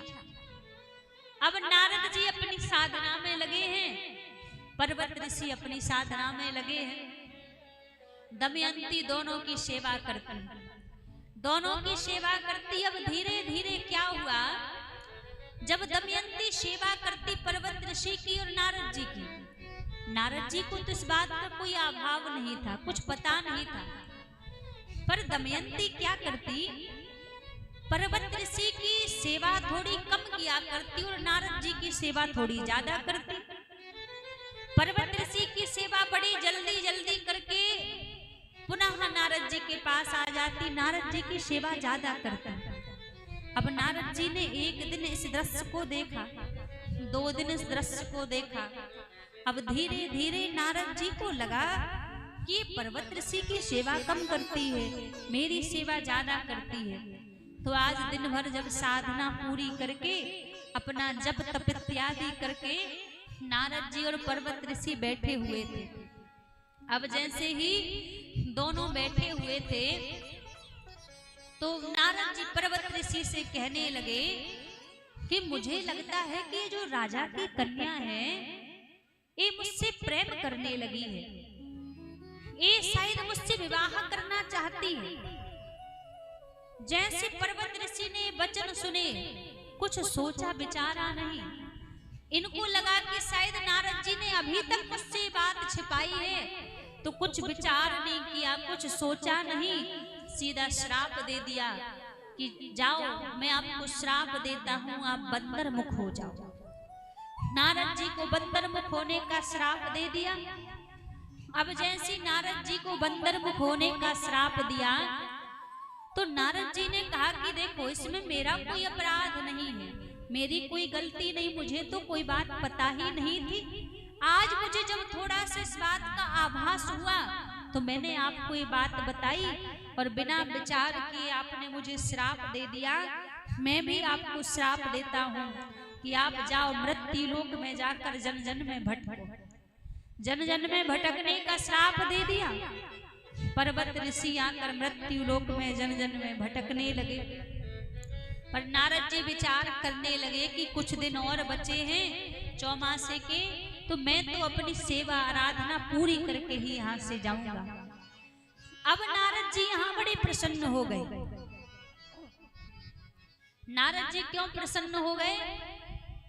इस बात पे प्रसन्न है कि पर्वत ऋषि ने मुझे श्राप दिया है बंदर मुख होने का, तो इसका अर्थ अब ये हुआ कि अब ये दमयंती मुझसे विवाह नहीं करेगी, अब मेरी साधना में कोई विघ्न नहीं आएगा, क्योंकि मेरा मुख बंदर का हो गया है। तो प्रसन्न होकर तप करने में लग गए, अपनी साधना करने में लग गए। लेकिन महाराज अब राजा की जो कन्या थी वो धीरे धीरे बड़ी तो थी ही, तो राजा रानी दोनों आपस में एक दिन बात कर रहे थे। रानी ने राजा से कहा कि देखो हमारी कन्या विवाह योग्य हो चुकी है, तो क्यों ना आप इनके लिए किसी वर की तलाश करो। किसी वर को खोजने का प्रयास करो, ये विवाह योग्य हो चुकी हैं। तो राजा ने कहा ठीक है, हम इनके लिए किसी सुयोग वर की तलाश करेंगे। तो राजा उस कन्या के लिए वर की खोज कर रहे हैं। आज जब उस कन्या को, दमयंती को पता लगा, दमयंती आज अपने पिताजी के पास पहुंची। पिताजी के पास जाकर कहने लगी, पिताजी आप जन जन में जाकर मेरे लिए वर की खोज कर रहे हैं, और मैं आपसे कहना चाहती हूं कि आप बाहर मेरे लिए वर की खोज मत करो। राजा ने कहा बेटा तुम विवाह योग्य हो चुकी है, तो विवाह तो करना पड़ेगा। जब विवाह करना पड़ेगा तो उससे पहले तुम्हारे योग्य किसी वर की खोज तो करनी पड़ेगी। दमयंती बोली, पिताजी मैं ये नहीं कह रही हूँ कि मैं विवाह नहीं करूंगी, विवाह तो मैं करूंगी, बस मैं ये कह रही हूँ कि आप और जगह वर की खोज क्यों कर रहे हैं। हमारे घर में, हमारे राज्य में जो नारद जी आए हुए हैं, जो महात्मा जी आए हुए हैं, मैं नारद जी से विवाह करना चाहती हूँ। अब जैसे कहा कि मैं नारद जी से विवाह करना चाहती हूँ, वो दोनों राजा और रानी अपनी कन्या को समझाने लगे, बेटा देख वो साधु है, वो महात्मा है, और वो तुझे स्वीकार नहीं करेंगे, और जब वो स्वीकार नहीं करेंगे तो तेरा भाव यदि उनसे विवाह करने का है तो बिना उनकी मर्जी के कैसे विवाह हो जाएगा। और तुम एक राजकुमारी हो, तुमने बाल अवस्था से लेकर अभी तक एक राज्य में रहकर अपना जीवन बिताया है, संसार के सुख भोगों में रहकर अपना जीवन बिताया है। और नारद जी तो एक महात्मा है, एक संत हैं, उनका जीवन एक स्थान पर थोड़ी ना है। और मेरे अंदर तो वो सामर्थ्य नहीं है कि मैं नारद जी के निकट जाकर तुम्हारे विवाह की बात करूं, क्योंकि मैं एक राजा हूं और मैं साधु सेवक हूं, सत्य सेवक हूं, तो मेरे अंदर वो सामर्थ्य नहीं है। मना कर दिया। तो आज जब मना कर दिया कि मैं तो बात नहीं कर सकता, नारद जी तप करने के लिए बैठे थे, अपनी साधना में बैठे थे। दमयंती तो सेवा करती ही थी। अब सेवा करते करते आज दमयंती ने क्या किया, एक पुष्पों की माला लेकर आई, और जहां नारद जी बैठे थे वो माला लाके नारद जी के गले में पहना दी। जब नारद जी के गले में वो माला पहना दी तो नारद जी से यहाँ दमयंती का विवाह हो गया। और नारद जी के विवाह की कथा भी देवी भागवत जी में है। तो दमयंती के साथ नारद जी का विवाह हो गया। अब जब ये सारी बातें पर्वत ऋषि को पता लगी तो पर्वत ऋषि भटकते भटकते नारद जी के पास दोबारा आ गए। और जब दोबारा आए, इनको पता लगा कि इसमें नारद जी का तो कोई दोष नहीं था, बिना कारण ही मैंने इनको श्राप दे दिया। तो अपने उस श्राप का खंडन किया, जो बंदर मुख होने का श्राप दिया था, उस श्राप का यहाँ पर खंडन कर दिया। और जो नारद जी ने श्राप दिया था पर्वत ऋषि को, नारद जी ने उस श्राप का खंडन कर दिया। दोनों का श्राप नष्ट हो गया महाराज यहाँ पर। लेकिन नारद जी का मन बहुत चिंतित होने लगा, और उस चिंतित अवस्था में पर्वत ऋषि से नारद जी कहने लगे कि ये जो हम एक दूसरे को हमने श्राप दिया है, ये श्राप केवल हमने माया के बस दिया है। ये जो भगवती की माया है, ये माया बड़ी प्रबल है, ये माया बड़ी जादूगरनी है। इस माया के बल से इस संसार में कोई बचा नहीं है। इतनी कठिन ये भगवान की माया है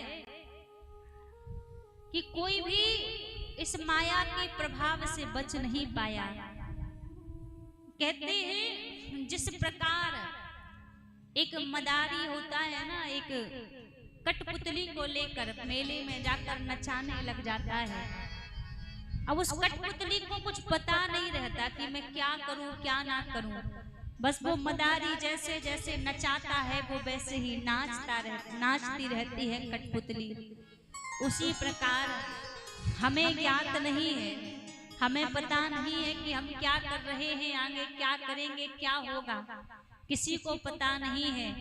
बस वो परमात्मा वहां बैठा बैठा अपनी माया के द्वारा हमें नचाने में लगा हुआ है और उसी माया के बल हम इस संसार में नाच रहे हैं।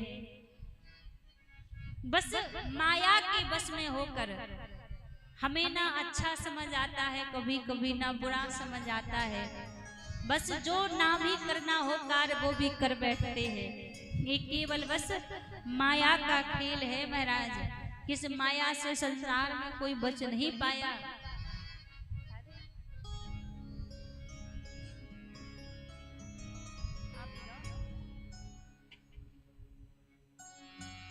सारे जग को रही नचाए हरि माया जादूगर ने। सारे जग को रही नचाए हरि माया जादूगर ने। सारे जग को रही नचाए हरि माया जादूगर ने। सारे जग को रही नचाए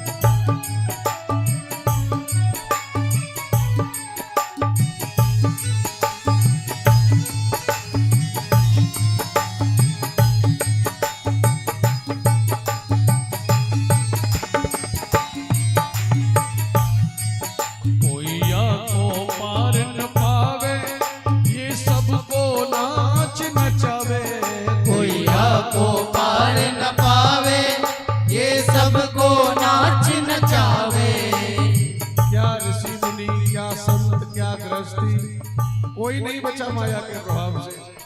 कोई को पार न पावे यो सबको नाच नचावे। कोई को पार न पावे ये सबको नाच नचावे। दुख में सुख को, सुख में दुख को, दुख में सुख को दर्शाए हरि माया जादूगरनी। अति अद्भुत खेल रचाए हरि माया जादूगरनी। हरि माया जादूगरनी। हरि माया जादूगरनी। हरि माया जादूगरनी। हरि माया जादूगरनी। सारे जग को रही नचाए प्रभु माया जादूगरनी। सारे जग को रही नचाए हरि माया जादूगरनी।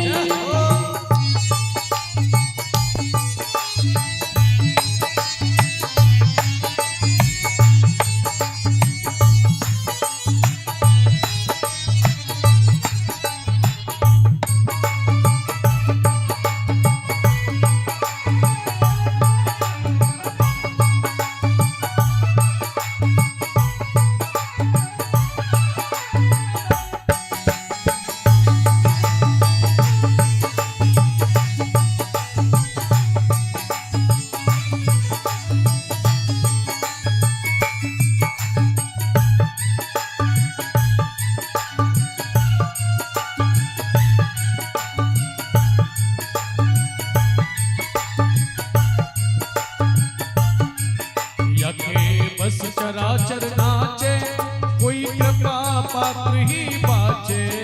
या के बस चराचर नाचे कोई कृपा पात्र ही बाचे। गुर सतगुर ले हो बचाए, हर माया जादूगर ने सारे जग को रही नचाए, हरि माया जादूगर ने।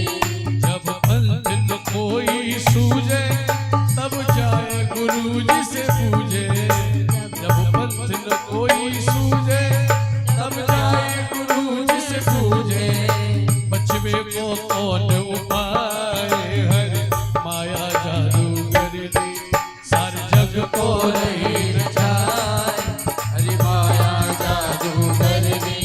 हरि माया जादूगरनी, हरि माया जादूगरनी, हरि माया जादूगर ने, हरि माया जादूगर ने। ओ अति अद्भुत खेल रचाए, हरि माया जादूगरनी सारे जग को रही नचाए, हरि माया जादूगर एक बार हाथ उठा के सब जग को रही नचाए, हरि माया जादूगरनी सारे जग को रही नचाए, हरि माया जादूगर ने। सारे जग को रही नचाए, हरि माया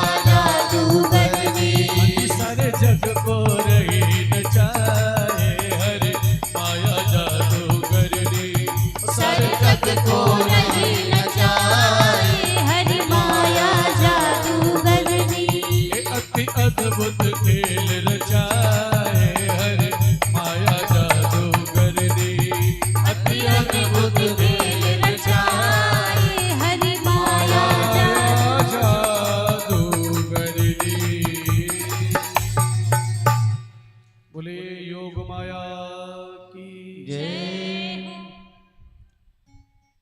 कहते हैं महाराज, इस संसार में जो माया का स्वरूप है, इस माया के स्वरूप से कोई बच नहीं पाया, सारे जग को रही नचाए, हरि माया जादूगरनी। ए भगवान की जो माया है ये बड़ी जादूगरनी है। हरि माया जादूगरनी मीठे बोले बोल। ए इतनी जादूगरनी है, ऐसे ऐसे मीठे वचन बोलकर व्यक्ति को मोह लेती है कि उसको फिर भला बुरा कुछ समझ नहीं आता। इस संसार में सारा माया का खेल है। तो नारद जी कहने लगे, ऋषिवर, संसार में भगवान की माया के आगे किसी का बल नहीं चल पाया। ना जाने माया किस किस को कहां कहां घुमा के रख देती है। ये माया बड़ी प्रबल है।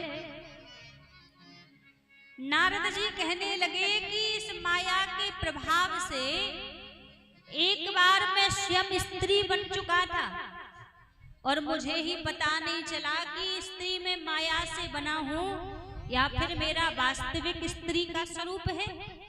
इतनी प्रबल ये माया है। पर्वत ऋषि कहने लगे, अच्छा ये बात तो आप हमें विस्तार से समझाइए, विस्तार से सुनाइए कि कैसे आप स्त्री बन चुके थे। और यही बात व्यास जी महाराज से राजा जन्मेजय कहने लगे, गुरुदेव अभी अभी नारद जी ने जो बात कही कि माया के बल से, माया के प्रभाव से एक बार मैं स्वयं स्त्री बन चुका था, तो आप ये चरित्र हमें विस्तार से श्रवण कराइए। ये बात कौन बता रहा है? स्वयं नारद जी बता रहे हैं। किसको? पर्वत ऋषि को, कि ये मेरे जीवन में घटित हुई ये माया के बल का प्रभाव।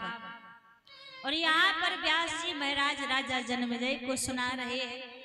एक बार का समय था, व्यास जी महाराज कहने लगे कि एक बार का समय था, नारद जी और भगवान नारायण दोनों भ्रमण कर रहे थे। अब दोनों भ्रमण करते करते गरुड़ पर विराजित किया भगवान नारायण ने नारद जी को, और गरुड़ पर विराजित होकर कन्नौज क्षेत्र में भगवान नारायण नारद जी को लेकर पहुंच गए। और जब कन्नौज क्षेत्र में लेकर पहुंच गए तो वहां पर इतना सुंदर दृश्य भगवान ने प्रकट किया कि जहां देखो ठंडी ठंडी पुरवैया चल रही है, सुंदर सुंदर पुष्प लगे हुए हैं, सुंदर कमल के पुष्प खिले हैं, नील सरोवर भरे हुए हैं। इतना सुंदर दृश्य वहां पर नारद जी को दिखाई दिया। जब एक सुंदर सरोवर नारद जी को दिखाई दिया तो सुंदर सरोवर को देखकर भगवान नारायण से नारद जी कहने लगे कि प्रभु, इतना सुंदर नील कमलों से भरा हुआ ये सरोवर है यहाँ पर, तो क्यों ना हम इसमें स्नान कर लें। भगवान नारायण ने कहा ठीक है, स्नान करना है कर लीजिए। नारद जी बोले प्रभु अकेले नहीं, अकेले में तो मुझे डर लगेगा, मैं अकेले स्नान करने नहीं जाऊंगा। यदि आप मेरे साथ में स्नान करने के लिए चलें तब तो मैं स्नान करूंगा, पर मैं अकेले स्नान नहीं करूंगा। अब जैसे ही कहा कि मैं अकेले स्नान नहीं करूंगा, तब महाराज भगवान नारायण बोले ऐसा है, आपको यदि डर लग रहा है तो आप एक काम करो, मेरी उंगली को पकड़ लो और उंगली को पकड़ के आप इस सरोवर में स्नान कर लो। नारद जी ने कहा हाँ ये ठीक है। भगवान नारायण की उंगली को पकड़ लिया, उंगली को पकड़ा और जैसे सरोवर में डुबकी लगाई नारद जी ने, और सरोवर में डुबकी लगाने के बाद जैसे डुबकी लगाकर बाहर निकले तो देखा वहां भगवान नारायण नहीं है, और अपने स्वरूप को नारद जी ने देखा तो एक बड़ी सुंदर कन्या का स्वरूप नारद जी का परिवर्तित हो गया। जब एक कन्या का स्वरूप परिवर्तित हो गया नारद जी का, तो नारद जी घबराने लगे, रुदन करने लगे उस वन में, और रुदन करते करते उस वन में इत्र तत्र भटकने लगे, इधर उधर घूमने लगे। जब यहाँ वहां घूमने लगे, रुदन कर रहे हैं नारद जी, क्योंकि कन्या का स्वरूप बन चुका है। तभी उसी वन में एक महाराज राजा वहां से भ्रमण करते हुए जा रहे थे। महाराज जो त्वर तालक ध्वज नृप नाम के राजा थे, नाम भी इनका बड़ा विचित्र है। तो त्वर तालक ध्वज नृप नाम के जो राजा थे, उस वन में भ्रमण करते हुए जा रहे थे, और भ्रमण करते करते जब उन्होंने उस वन में उस कन्या को रोते हुए देखा तो पूछने लगे आप कौन हैं और आप इस निर्जन वन में अकेली क्यों भटक रही हैं, आपका नाम क्या है।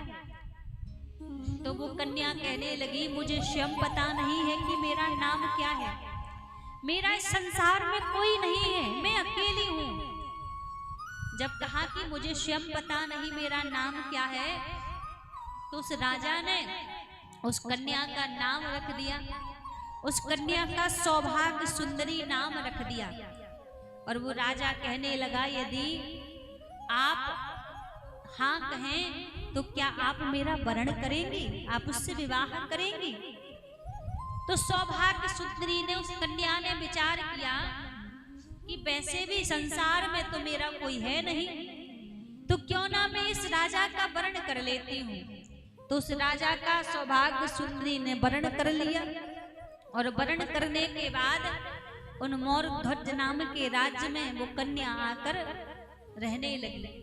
जब वहां पर आकर रहने लगी तो महाराज विवाह कर लिया। विवाह के कई वर्ष बाद इनके यहाँ पर 20 पुत्रों का 12 पुत्रों का जन्म इनके यहाँ पर हुआ। 12 पुत्रों का जब जन्म सौभाग्य सुंदरी के यहाँ पर हुआ, बड़ा परिवार है। अब तो उस परिवार में सौभाग्य सुंदरी इस भांति रहती हैं, किस परिवार के अलावा मेरा कोई दूसरा नहीं है संसार में, ऐसी माया में फंस कर रहती हैं। अब एक बार क्या हुआ, जो तालक ध्वज नाम के जो राजा थे, इनके एक शत्रु थे जिन्होंने इनके राज्य पर चढ़ाई कर दी। जब इनके राज्य पर चढ़ाई कर दी तो क्या हुआ, उस युद्ध के दौरान वो तालक ध्वज नाम के राजा भी मारे गए, और इनके जो पुत्र थे वो सभी पुत्र मारे गए, मृत्यु हो गई उनकी युद्ध में। और जब युद्ध में उनकी मृत्यु हो गई, सौभाग्य सुंदरी को इस बात का पता लगा, रुदन करने लगी, उस युद्ध भूमि में आकर विलाप करने लगी कि मेरे पुत्रों को मार दिया, मेरे पति को मार दिया, अब मैं जीवित रहकर क्या करूंगी। इससे बढ़िया है कि मैं भी अपने प्राणों का त्याग कर देती हूँ। अब ऐसा जीवन प्राप्त करके मैं क्या करूंगी। तो वहीं पर निकट एक सरोवर भरा हुआ था। उस सौभाग्य सुंदरी जाकर उस सरोवर में डुबकी लगाने लगी, छलांग लगाने लगी प्राण त्यागने के लिए। और जैसे ही वहां पर छलांग लगाने लगी तो उसी समय भगवान नारायण एक ब्राह्मण का रूप बनाकर वहां पर प्रकट हो गए।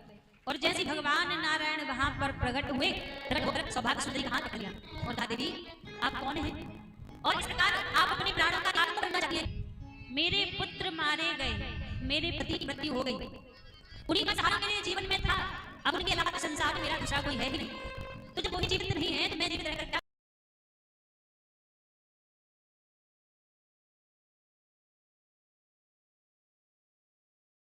को मुक्ति मिल जाएगी। अरे यदि उन्होंने प्राण त्यागे हैं तो आपका ही कर्तव्य बनता है कि आप उनकी मुक्ति के लिए कोई उपाय कीजिए, उनकी मुक्ति के लिए आप कोई साधन कीजिए, श्राद्ध कर्म कीजिए ताकि उनकी मुक्ति हो जाए। तो सौभाग्य सुंदरी कहने लगी कि हे ब्राह्मण देवता, हमें उनकी मुक्ति करने के लिए ऐसा कौन सा साधन करना पड़ेगा जिससे उनकी मुक्ति हो जाए। तो महाराज ब्राह्मण देवता कहने लगे, मेरे साथ में चलो, निकट ही एक सरोवर है, पहले उस सरोवर में स्नान करो, डुबकी लगाओ, आगे की क्रिया मैं तुम्हें बाद में समझाऊंगा। सौभाग्य सुंदरी ने कहा, ठीक है।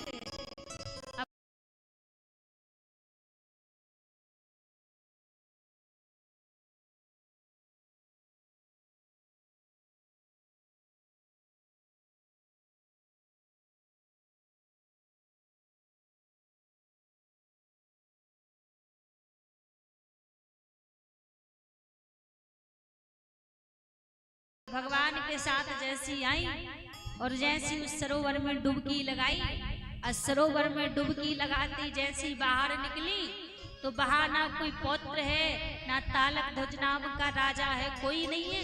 सामने भगवान नारायण खड़े हैं और वो सौभाग्य सुंदरी नारद जी बनकर प्रकट हुई, भगवान नारायण की उंगली पकड़ रखी है। तो जैसी भगवान नारायण की उंगली पकड़ रखी, डर के कारण जल से नारद जी बाहर निकले और माया से कोई नहीं बच पाया। ऐसी प्रभु की ये माया है। तो इस माया से यदि कोई बच पाया है, यदि कोई इस माया से बचा है, तो वो केवल मात्र जो परमात्मा के चरणों में बैठा है, जो परमात्मा के चरणों से लगा है, केवल मात्र वही इस माया से बचा है और संसार में कोई नहीं बचा। आपने देखा होगा जब नदी के किनारे एक मछुआरा जाल फेंकता है मछली को पकड़ने के लिए, तो जब वो मछली को पकड़ने के लिए जाल फेंकता है तो जितनी मछलियां इधर उधर भागने लगती हैं, जल में इधर उधर भागती हैं, तो होता क्या है, वो मछलियां उस मछुआरे के जाल में फंस जाती हैं। लेकिन उनमें कुछ समझदार मछलियां होती हैं जिनको पता होता है कि इस मछुआरे ने पूरी नदी में तो जाल फेंक रखा है, लेकिन इस मछुआरे के चरणों के पास जाल नहीं है जिस जाल में ये हमें फंसा सके, पकड़ सके। तो मछलियां क्या करती है, फिर इधर उधर नहीं भागती, वो मछलियां आकर उस मछुआरे के चरणों की ओर आ जाती हैं। तो होता क्या है, जो मछलियां इधर उधर भागी वो तो उसके जाल में फंस गई और जो उसके चरणों के निकट आ गई वही उस मछुआरे के जाल से बच पाती हैं। उसी प्रकार इस पूरे संसार में हर जगह उस भगवती योग माया की माया फैली हुई है, हर जगह वो माया फैली है। और जब तक संसार में मेरा तेरा करते हुए भागोगे ना, ये मेरा है, ये मेरा है, मेरा मेरा करते जब तक भागोगे इधर उधर, तब तक उस माया से कोई नहीं बचा सकता। जब तक दौड़ोगे संसार में, जब तक भागोगे, तब तक वो माया आपको पकड़ के रखेगी। लेकिन जब उस मायापति के चरणों के पास आ जाओगे ना, तभी केवल मात्र आप उसकी माया से बच सकते हैं। क्योंकि भगवान ने पूरे विश्व में अपनी माया फैला रखी है, बस उनके चरणों के पास उनकी माया नहीं है। तो माया से बचना है तो उनके चरणों में तो आना ही पड़ेगा। और आप सोचो कि उनके चरणों में भी ना आओ, चरणों के निकट भी ना बैठो और आप उनकी माया से बच जाओ तो असंभव है, ऐसा नहीं हो सकता। माया से बचना है तो चरणों का आश्रय तो महाराज लेना ही पड़ेगा। उनके चरणों के आश्रय से ही केवल मात्र हम उनकी माया से बच सकते हैं। जिस प्रकार एक बार क्या हुआ, ध्यान दीजिएगा सभी। एक मैया चक्की चला रही थी। आजकल तो हर जगह तो नहीं, पर गांव में तो कहीं कहीं अभी भी देखने को मिलता है। तो मैया चक्की चला रही थी, और जब वो मैया चक्की चला रही थी तो वहीं से उसी समय कबीरदास जी निकले। और जब कबीरदास जी वहां से निकले तो उस चलती हुई चक्की को देखकर कबीरदास जी रोने लगे। जब उस मैया ने पूछा, बाबा क्या बात है, आप क्यों रो रहे हैं? तो कबीरदास जी ने बड़ा सुंदर जवाब दिया। कहा, मैया आप ये जो चक्की चला रही हो ना, इसमें दो पलड़े हैं, और ये जो संसार आप देख रही हो इसमें भी दो पलड़े हैं, एक आकाश एक धरती। उसी प्रकार इस चक्की में दो पलड़े हैं, और इस चक्की के बीच में आप जितना भी दाना डाल रही हो, इन दोनों पलड़ों के बीच में वो दाना पिस रहा है। उसी प्रकार इस संसार में आकाश और धरती के बीच में जो भी रह रहा है वो समस्त संसार में पिस रहा है। इस चक्की के भांति ही संसार का दृश्य है। तो वो मैया कहने लगी, बाबा आप एक बार दोबारा ठीक से इस चक्की को निहारो, अच्छे से चक्की को देखो। दोबारा कबीरदास जी ने फिर उस चक्की को देखा, और दोबारा चक्की को देखकर फिर वही जवाब दिया कि चलती चक्की देख कर दिया कबीरा रोय, दो पाटन के बीच में साबुत बचा न कोई। कबीरदास जी ने वही जवाब दोबारा दिया कि चलती चक्की देख कर दिया कबीरा रोए, दो पाटन के बीच में साबुत बचा ना कोई। जब दोबारा वही जवाब दिया तो वो मैया कहने लगी, बाबा आपने चक्की को ध्यान से अभी देखा नहीं है। आपने जो संसार की रचना बताई बिल्कुल उसी प्रकार इस चक्की की भी रचना है, लेकिन आप इस चक्की को गौर से देखिए, इस चक्की को ध्यान से देखिए। इस चक्की के बीच में एक कील लगी हुई है, और मैं जो दाने इस चक्की में डालती हूँ तो जो दाने यहाँ वहां फैल जाते हैं ना, वो दाने तो इन दोनों पलड़ों के बीच में पिस जाते हैं, लेकिन जो दाने इस कील के निकट आ जाते हैं वो दाने कभी नहीं पिसते। उसी प्रकार वो मैया कहने लगी, बाबा ये संसार बिल्कुल चक्की की तरह ही है। जब तक संसार में फैले रहोगे, भागते रहोगे, तब तक इस माया में पिसते रहोगे। जिस प्रकार उस चक्की में कील लगी है, उस प्रकार इस संसार में भी श्री हरि चरण नौका रूपी कील लगी हुई है, और जो उस कील के निकट आकर बैठ जाता है दुनिया की किसी माया रूपी चक्की में, फिर वो पिस नहीं सकता।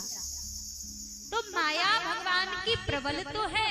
संत कहते हैं माया बड़ी कठिन है, लेकिन माया से बचने का उपाय भी तो उस मायापति के चरणों में ही है ना।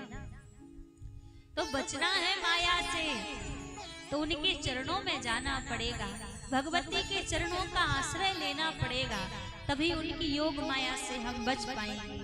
और जब तक उनके चरणों का आश्रय नहीं लेंगे तब तक इस माया में कभी तो हम रोएंगे, कभी तो इस माया में प्रसन्न हो जाएंगे, कभी तो इस माया में हम उदास हो जाएंगे, कभी तो इस माया में हम नाचने लग जाएंगे। ये माया का खेल है संसार में।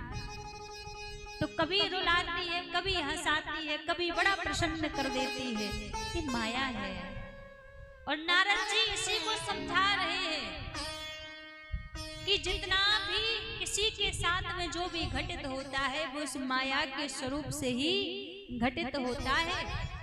तो माया के बड़े सुंदर स्वरूप के बारे में नारद जी ने यहाँ पर समझाया।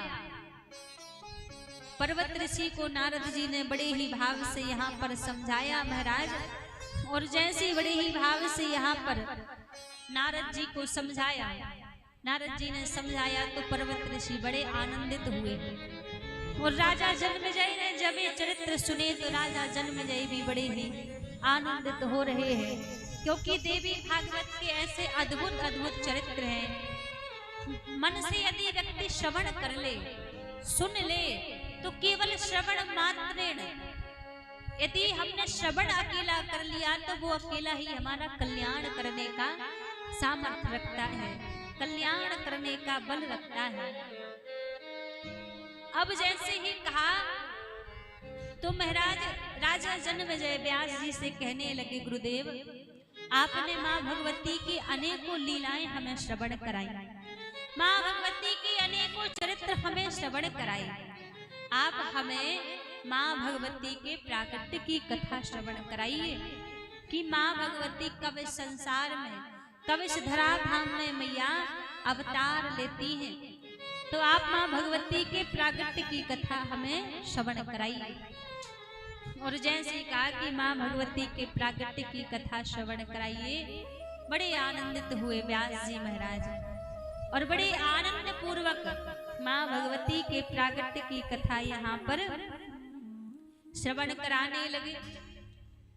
अब हर एक ग्रंथ में हर एक लीला का यदि वर्णन किया जाए तो अलग अलग तरीके से हर एक लीला का वर्णन कराया है, अलग अलग सुनाया है।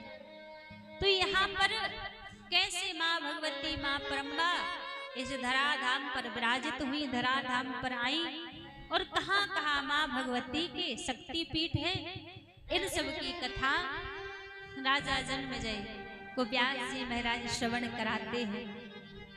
एक समय की बात थी जब माँ भगवती ने ब्रह्मा जी से कहा कि आप सृष्टि की रचना कीजिए, आप इस संसार को आगे बढ़ाइए।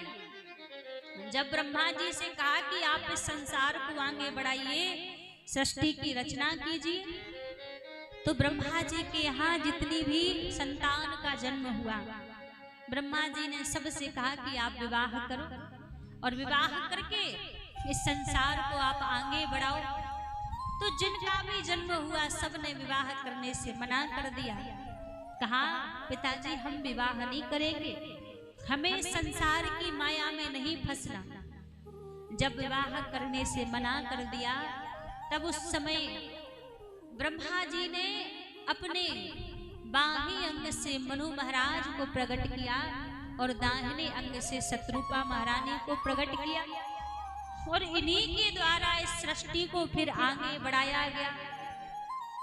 स्वाम्भु मनु और सतरूपा, स्वयंभुव मनु और सतरूपा, स्वाम्भु मनु और सतरूपा, स्वयंभुव मनु और सतरूपा, इनते भई नर सृष्टि अनूपा, इनते भई नर सृष्टि अनूपा, स्वाम्भु मनु और सतरूपा, स्वयंभुव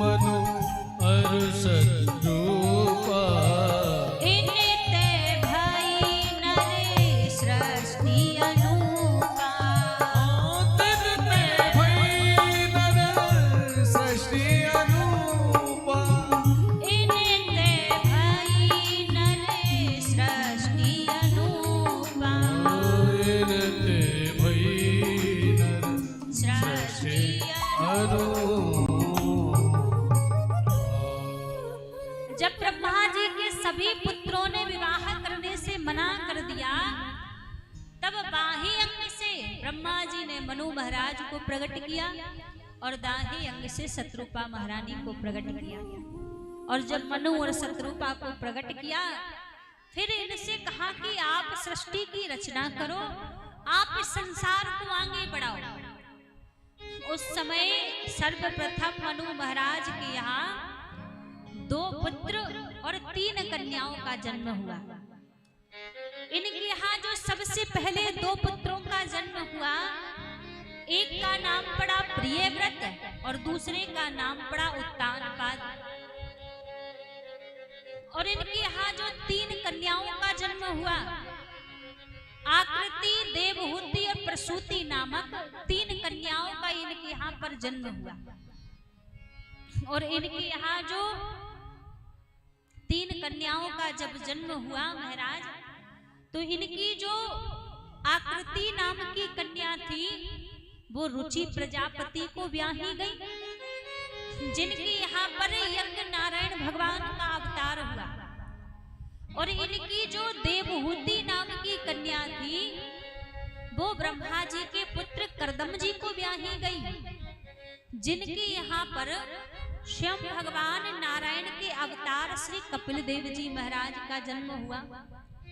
और इनकी जो प्रसूति नाम की कन्या थी वो दक्ष प्रजापति को ब्याही गई, जिनके यहाँ स्वयं जगत जननी माता सती का अवतार हुआ। और इनके जो 2 पुत्र हुए, इनके जो उत्तानपाद नाम के पुत्र हुए, उनके घर में स्वयं भक्तराज श्री ध्रुव जी महाराज का जन्म हुआ।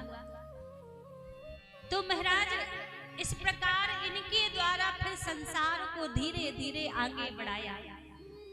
जब प्रसूति महारानी के घर मां परम्बा का जब अवतार हुआ, तो सबसे पहले यहाँ पर महाराज दक्ष ने और प्रसूति मैया ने कई वर्षों तक मां भगवती की अखंड तपस्या की।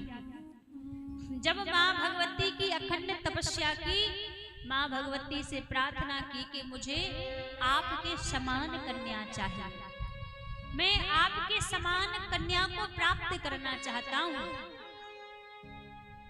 तो महाराज दक्ष की तपोबल से और माता प्रसूति की तपस्या से मां भगवती प्रसन्न हुई। और जब मां भगवती प्रसन्न हुई, तो माता सती के रूप में मां भगवती का इनके यहाँ अवतार हुआ। और जब मां भगवती का माता सती के रूप में इनके यहाँ पर अवतार हुआ, तो मां तो आदि शक्ति भवानी परम्बा थी। तो यहाँ पर ये चरित्र तो आप सभी जानते हैं, सभी ने मां भगवती के चरित्र को सुना है कि किस प्रकार मां भगवती का भगवान शंकर के साथ में विवाह हुआ। और जब भगवान शंकर के साथ में विवाह हुआ, विवाह के बाद भगवान शंकर एक दिन समाधि में बैठे हुए थे। जब भगवान शंकर एक दिन समाधि में बैठे हुए थे, तो उसी समय भगवान शंकर की समाधि खुली, माता सती आई और माता सती प्रणाम करके भगवान शंकर को जैसे बगल में बैठने लगी, तो भगवान शंकर ने मां परम्बा को सन्मुख आसन दे दिया कि आप सन्मुख बैठिए। और जब सामने आसन दिया, माता सती कुछ प्रश्न करती, कुछ पूछती, उससे पहले ही मां परम्बा की नजर आकाश मार्ग में पड़ी।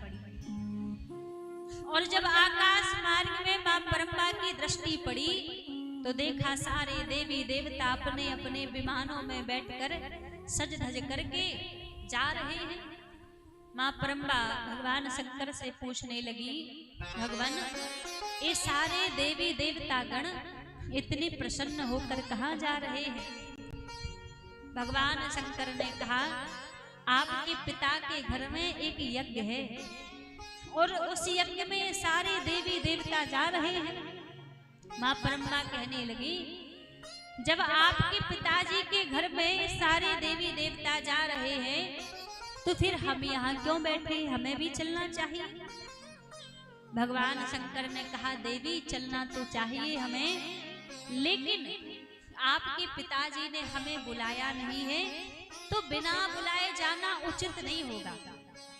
मां परम्बा कहने लगी कि शास्त्र कहते हैं पिता के घर में तो बिना बुलाए भी चले जाओ तो कोई दोष नहीं है, गुरु के घर में भी यदि बिना बुलाए चले जाओ तो भी कोई दोष नहीं है, और मित्र के घर में बिना बुलाए चले जाओ तो कोई बड़ी बात नहीं, कोई दोष नहीं है। तो भगवान शंकर कहने लगे बात तो आपकी सही है, लेकिन जब हमारा कोई बैर ना हो, हमें देखकर किसी को प्रसन्नता मिलती हो, तब तो उनके यहाँ जाने से कोई बैर नहीं है।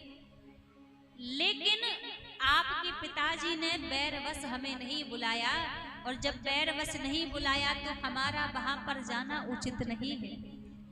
कहते हैं कोई कितना भी अपना क्यों ना हो, कोई हमारा कितना भी सगा क्यों ना हो, लेकिन आवत ही हर से नहीं, नैनन नहीं स्नेह, तुलसी बहाना जाइए चाहे कंचन बरसे में। कोई कितना भी हमारा प्रिय हो, कितना भी हमारा सगा हो, हम उसके द्वार पर पहुंचे और उसके द्वार पर जाते उसके नेत्रों में हमारे प्रति प्रसन्नता का भाव दिखाई ना दे, मुखमंडल प्रसन्न ना हो, तो भैया भले ही वो सोने के महलों में क्यों ना रह रहा हो, उसके द्वार पर जाना नहीं चाहिए। तो भगवान शंकर बोले कि जब उन्होंने आमंत्रण दिया ही नहीं तो उनके यहाँ जाना उचित नहीं होगा। मां परम्बा बोली आपको जाना है तो आप जाओ, और नहीं जाना तो आप मत जाओ, पर मैं तो जाऊंगी। भगवान शंकर ने खूब समझाया, मां नहीं मानी। जब मां नहीं मानी तो भगवान शंकर ने कहा आपको जाना है आप जाइए। कुछ गणों को भगवान शंकर ने भेज दिया। कुछ गणों के साथ माता सती दक्ष के द्वार पर आई, और जब दक्ष के द्वार पर आई, सबसे पहले द्वार पर ही महाराज दक्ष खड़े हुए थे। द्वार पर देख लिया कि सती आई है, लेकिन दूर से देख कर ही मुख टेढ़ा कर लिया। जब मुख टेढ़ा कर लिया, एक बार पूछा भी नहीं कि बेटी सब कुशल मंगल तो है, मुखमंडल टेढ़ा कर लिया। तो आज माँ का मन वही उदास हो गया। माँ को लगा कि शायद मैं महादेव की बात मान लेती तो अच्छा रहता। आज पिताजी ने एक बार देखा भी नहीं, नेत्र भर के पूछा भी नहीं कि सब ठीक है, सब बढ़िया है, लेकिन फिर भी मन को समझा लिया कोई बात नहीं। यज्ञ के कार्यों में व्यस्तता ज्यादा है, इसलिए मुझसे कुशलता के बारे में पूछ नहीं पाए। अब थोड़ा सा अंदर गई। जब माँ भगवती थोड़ा सा अंदर गई, अंदर जाते ही जैसे देखा पूरे दक्ष के महल में किसी ने भी कुशलता से माँ भगवती से बात नहीं की। पूरे भवन में केवल एक व्यक्ति ऐसा था जिसको इंतजार था कि माता सती भी आ जाए, और जितने लोग भी उस भवन में मिले किसी ने प्रसन्नता से बात नहीं की, प्रसन्नता से पूछा नहीं। केवल एक माता प्रसूति थी जो बाट देख रही थी कि मेरी सारी कन्याएं तो आ चुकी हैं, यदि मेरी सती और आ जाए तो आनंद हो जाए। किसी ने कुशलता का भाव नहीं पूछा, केवल एक माता प्रसूति बाट देख रही थी कि मेरी कन्या आ जाए। सादर भले ही मिली एक माता, भगनी मिली बहुत मुस्काता। सादर से प्रेम से केवल माता प्रसूति मिली और बहनें हंसी करने लगी, अच्छा बिना बुलाई आई हो। लेकिन जब माता प्रसूति ने हृदय से लगाया तो सारा कष्ट माता सती भूल गई, सारा अपमान भूल गई। कोई बात नहीं, कम से कम मेरे आने से मेरी माँ को तो प्रसन्नता हुई। अम्मा विचार करने लगी कि जरा देखो तो सही, पूरे यज्ञ में पूरे यज्ञ मंडप में भगवान शंकर का कोई स्थान है या नहीं। जब उस यज्ञ मंडप के दर्शन करने के लिए माँ भगवती गई तो आज क्या देखा, छोटे से छोटे देवता का स्थान है, बड़े से बड़े देवता का स्थान है, पर पूरे उस यज्ञ मंडप में भगवान शंकर का कहीं कोई स्थान नहीं है। अपना अपमान तो मैया ने सहन कर लिया, लेकिन आज माँ भगवती यहाँ पर भगवान शंकर का अपमान सहन नहीं कर पाई। जब देखा कि कोई भगवान शंकर के लिए स्थान नहीं है, क्रोध आया मैया को, और क्रोध में आकर यज्ञ मंडप में खड़े होकर माँ भगवती कहने लगी, सुनहु सभासद सकल मुनंदा, कहीं सुनहि जिन शंकर निंदा। इस यज्ञ में पधारे हुए जितने भी देवी देवतागण हैं, जितने भी संत ऋषिजन हैं, जिसने अपने कानों से भगवान शंकर की निंदा सुनी हो या किसी ने अपने मुखमंडल से भगवान शंकर की निंदा करी हो, उसको भली भांति उसका फल मिलेगा। और अपने पिताजी से कहने लगी कि आपको इतना अभिमान हो गया कि अभिमान के बस आकर आज आप भगवान शंकर का अपमान कर रहे हैं, और आपको लग रहा है कि इस अपमान के बस में यज्ञ पूर्ण करके मेरी कीर्ति हो जाएगी चारों तरफ, तो आप बहुत बड़े भ्रम में जी रहे हैं। संसार में कोई छोटा सा यज्ञ भी ऐसा नहीं होता कि जिस यज्ञ में भगवान शंकर को स्थान ना दिया जाए और वो यज्ञ पूरा हो जाए। माँ भगवती को क्रोध आया, और क्रोध में आकर माँ भगवती ने कहा कि मुझे तुम्हारी दी हुई ये देह भी स्वीकार नहीं है। और योग अग्नि को मैया ने प्रकट किया। योग अग्नि को प्रकट करके अंत में केवल एक ही वचन कहे, अंत में केवल एक ही वरदान माता भगवती ने मांगा, सतहि मरते हरि सन वर मांगा। सतिय मरते हरि सन वर मांगा। जन्म जन्म से पद अनुरागा। जन्म जन्म शिव पद अनुरागा। सतहि मरते हरि सन वर मांगा।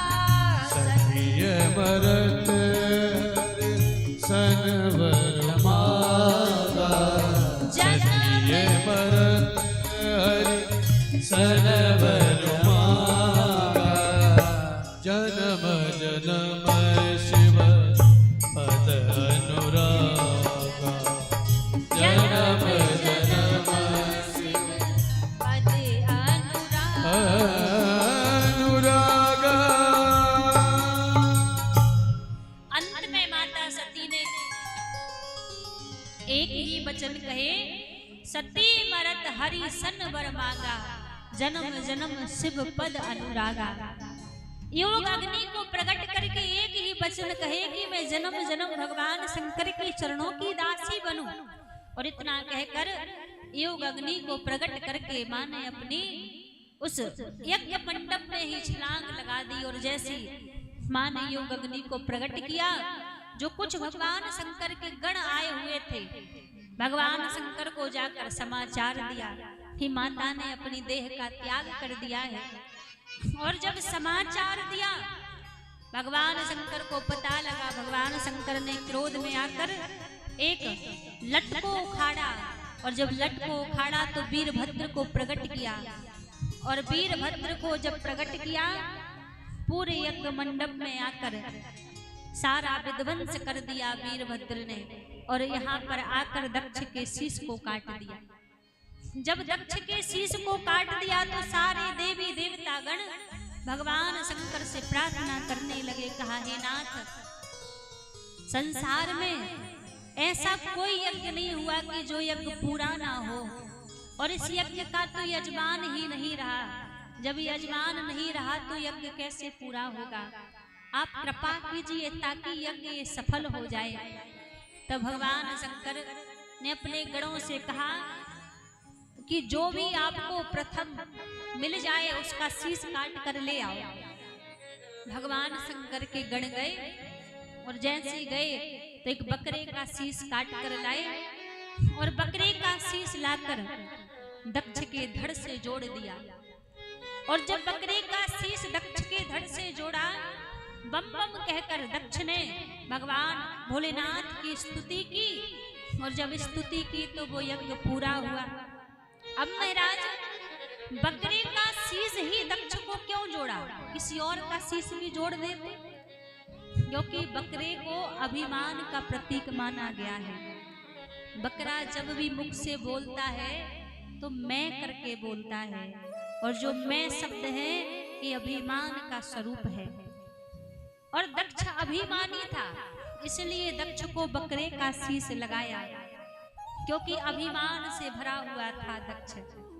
यहाँ पर जब अंत में मां भगवती ने वरदान मांगा कि जन्म जन्म शिव पद अनुरागा, तो यहाँ पर तो मां भगवती ने वरदान मांगा महाराज, लेकिन उसी वरदान के कारण ते ही कारण हिमगिरी ग्रह जाई, जन्मी पार्वती तन पाई।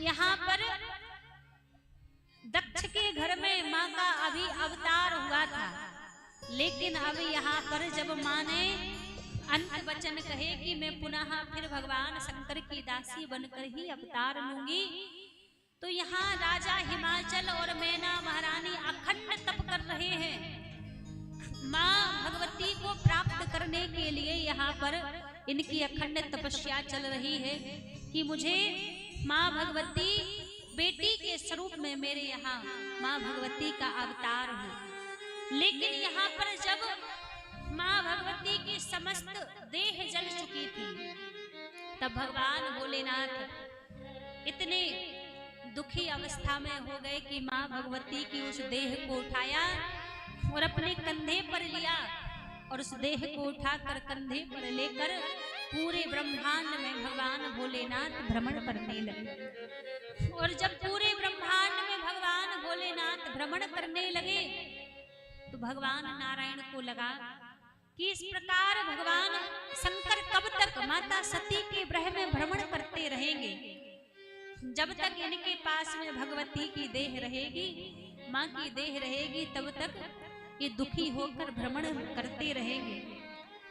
तो यहाँ पर समस्त देवताओं ने और भगवान नारायण ने मिलकर फिर विचार किया कि क्यों ना माँ भगवती की जो देह अभी भगवान शंकर के पास में है, एक एक अंग करके माँ भगवती का गिर जाए तो वो देह भी समाप्त हो जाएगी, भगवान भोलेनाथ का ग्रह भी समाप्त हो जाएगा। तो यहाँ पर अब जहां जहां भगवान भोलेनाथ ग्रह में विचरण कर रहे हैं, जहां जहां माँ भगवती के एक एक अंग माँ भगवती के गिरते जा रहे हैं, और जहां जहां भगवती के अंग गिरते गए वही वही एक शक्ति पीठ के रूप में माँ भगवती का एक दरबार प्रकट होता गया। अब कहीं तो ऐसा वर्णन है, एक जगह तो ऐसा वर्णन आया है कि माँ भगवती के मुख्य 51 शक्ति पीठ है, लेकिन एक जगह ऐसा वर्णन आया है कि माँ भगवती के 108 शक्ति पीठ है। तो अलग अलग माँ भगवती के शक्ति पीठों का वर्णन आया है, लेकिन यहाँ पर शास्त्र कहते हैं हर एक शक्ति पीठ की माँ भगवती की अपरंपार महिमा है, अलग अलग महिमा है। लेकिन पूरे ब्रह्मांड में हर एक शक्ति पीठ की महिमा है, पर माँ विंध्यवासिनी की जो महिमा है, जो विंध्यवासिनी शक्ति पीठ की महिमा है, पूरे विश्व में 51 शक्ति पीठ से सबसे ज्यादा महिमा माता विंध्यवासिनी की है। क्योंकि हर जगह माँ भगवती एक रूप में, जहाँ एक अंग गिरा है तो एक रूप में माँ भगवती विराजित है, पर विंध्याचल पर्वत पर तो पूरे स्वरूप में माँ भगवती माँ विंध्यवासिनी के रूप में विराजित हैं। पूरे ब्रह्मांड में विंध्याचल के समान कोई दूसरा तीर्थ नहीं है। जिसने एक बार माँ भगवती विंध्यवासिनी का दर्शन कर लिया, विंध्याचल पर्वत का दर्शन कर लिया, देवी भागवत में ऐसा वर्णन है मानो उसने संसार के समस्त तीर्थों का विचरण कर लिया, समस्त तीर्थों का दर्शन कर लिया। तो सब तीर्थों की यहाँ पर अलग अलग अपनी जगह महिमा है, लेकिन विंध्यवासिनी शक्ति पीठ की सबसे अत्यधिक महिमा है। तो यहाँ पर जहाँ जहाँ माँ भगवती के अंग गिरे वहां पर वो स्थान शक्ति पीठ के रूप में परिवर्तित हो गया। तो यहाँ पर माँ भगवती के शक्ति पीठों का वर्णन श्रवण कराया। राजा जन्मेजय को राजा जन्मेजय बड़े आनंदित हुए और आज कुछ देर में हम सब के बीच में हम माँ भगवती का प्रागट उत्सव यहाँ बड़े धूमधाम से मनाएंगे। अच्छा, आज एक बात बताइए, सबसे पहले एक बार सभी प्रेम से कहिए जय माता दी, जय माता दी, जय माता दी, जय माता दी। आज कथा का 7वां दिन है और हमारी माताएं बहनें दादाजी लोग खूब आनंद से कथा सुनते हैं। कथा समझ आ रही है आपको या नहीं? हाथ ऊपर करके दिखाओ, सबको कथा समझ में आ रही है नहीं? सबको आ रही है कथा समझ में? ऐसा तो नहीं कि हम बस लगे हुए हैं, आप इधर से सुन रहे हो इधर से निकाल रहे हो, सबको समझ आ रही है। अब कथा में आनंद किस किस को आ रहा है? अच्छा, जिनके नीचे हाथ हो उनको आनंद नहीं आ रहा है? हाँ, देखो नीली साड़ी वाली मैया क्या नहीं ना, उनको आनंद नहीं आ रहा है। हम प्रथम दिन ही आपसे कहा था कि हम प्रयास यही कर रहे हैं कि किसी अन्य पुराण से कोई कथा ना लेकर मूल श्रीमद् देवी भागवत की कथा ही आपको श्रवण कराएं। तो आपके बीच में जो कथा आप सुन रहे हैं, एक किसी और पुराणों के चरित्र नहीं है, ये सारे चरित्र आप श्रीमद् देवी भागवत कथा के ही श्रवण कर रहे हैं। हमें लग रहा था कि 7 दिन होने को जा रहे हैं, हम तो बड़े भाव से प्रेम से कथा कह रहे हैं, अब पता नहीं आपको समझ आ रही है या नहीं आ रही है, आनंद आ रहा है या नहीं आ रहा है। तो हमें लगा कि आज क्यों ना 7वां दिन पूछ लिया जाए आपसे कि आनंद आ रहा है या नहीं आ रहा है। अब आपने कह दिया कि आनंद आ रहा है तो हमारे मन को भी थोड़ी शांति प्रदान हुई कि हाँ, हम जो माँ भगवती को रिझा रहे हैं उनकी लीला गा गा के आप भी उसमें डुबकी लगा रहे हैं, आप भी उसमें आनंद ले रहे हैं। और कुछ देर में हम सभी यहाँ माँ भगवती का प्रागट उत्सव मनाएंगे। हमारे भैया जी लोग रोज जा जा के कहते हैं कि दीदी आज पचरा गीत सुना देना। अब एक बात बताएं, पचरा गीत चलते हैं छत्तीसगढ़ तरफ और हम लोग हैं ब्रजवासी, और हमारे ब्रज में तो रसिया चलते हैं, ठाकुर जी के गीत चलते हैं। अब सब कह रहे थे कि अब 2 लाइन ही सुना देना, पर सबका भाव है आप पचरा गीत सुना देना। अब देखो आप सबकी इच्छा है तो हम प्रयास करते हैं, अब बने या बिगड़े तो उसमें ये विचार नहीं करना कि बिगड़ गया कोई भी। हम बस आपके मन को रखने के लिए और माँ भगवती को रिझाने के लिए थोड़ा सा गाने का प्रयास करते हैं, क्योंकि हम लोग ब्रजवासी हैं और ब्रज के रसिया गाया करते हैं। तो पचरा तो दूर दूर तक आता नहीं है, लेकिन हम माँ भगवती यदि कृपा करेंगे तो थोड़ा सा सुनाने का आपको प्रयास करते हैं। सबने हमारे एक बड़े ही परम पूज्य श्रद्धेय एक छत्तीसगढ़ के एक बड़े सुंदर कथा वाचन करने वाले एक महाराज जी हैं युवराज पांडे जी, तो उनके पचरा गीत को सुनने का सबका भाव है कि वो जो पचरा गीत गाते हैं उसको सुनाएं एक बार। तो जितना 2 लाइन हमसे जो बनेगा हम आपको प्रयास करते हैं सुनाने का। उसके बाद हम सब माँ भगवती के प्रागट उत्सव को बड़े धूमधाम से मनाएंगे। बोलिए दुर्गा मैया की। सेवा में बागे लगाए लगाए मैया, सेवा में बाग लगाए हो माँ, सेवा में बाग लगाए लगाए हो मैया, सेवा में बाग लगाए माँ, सेवा में बाग लगाए लगाए मैया, सेवा में बाग लगाए हो माँ,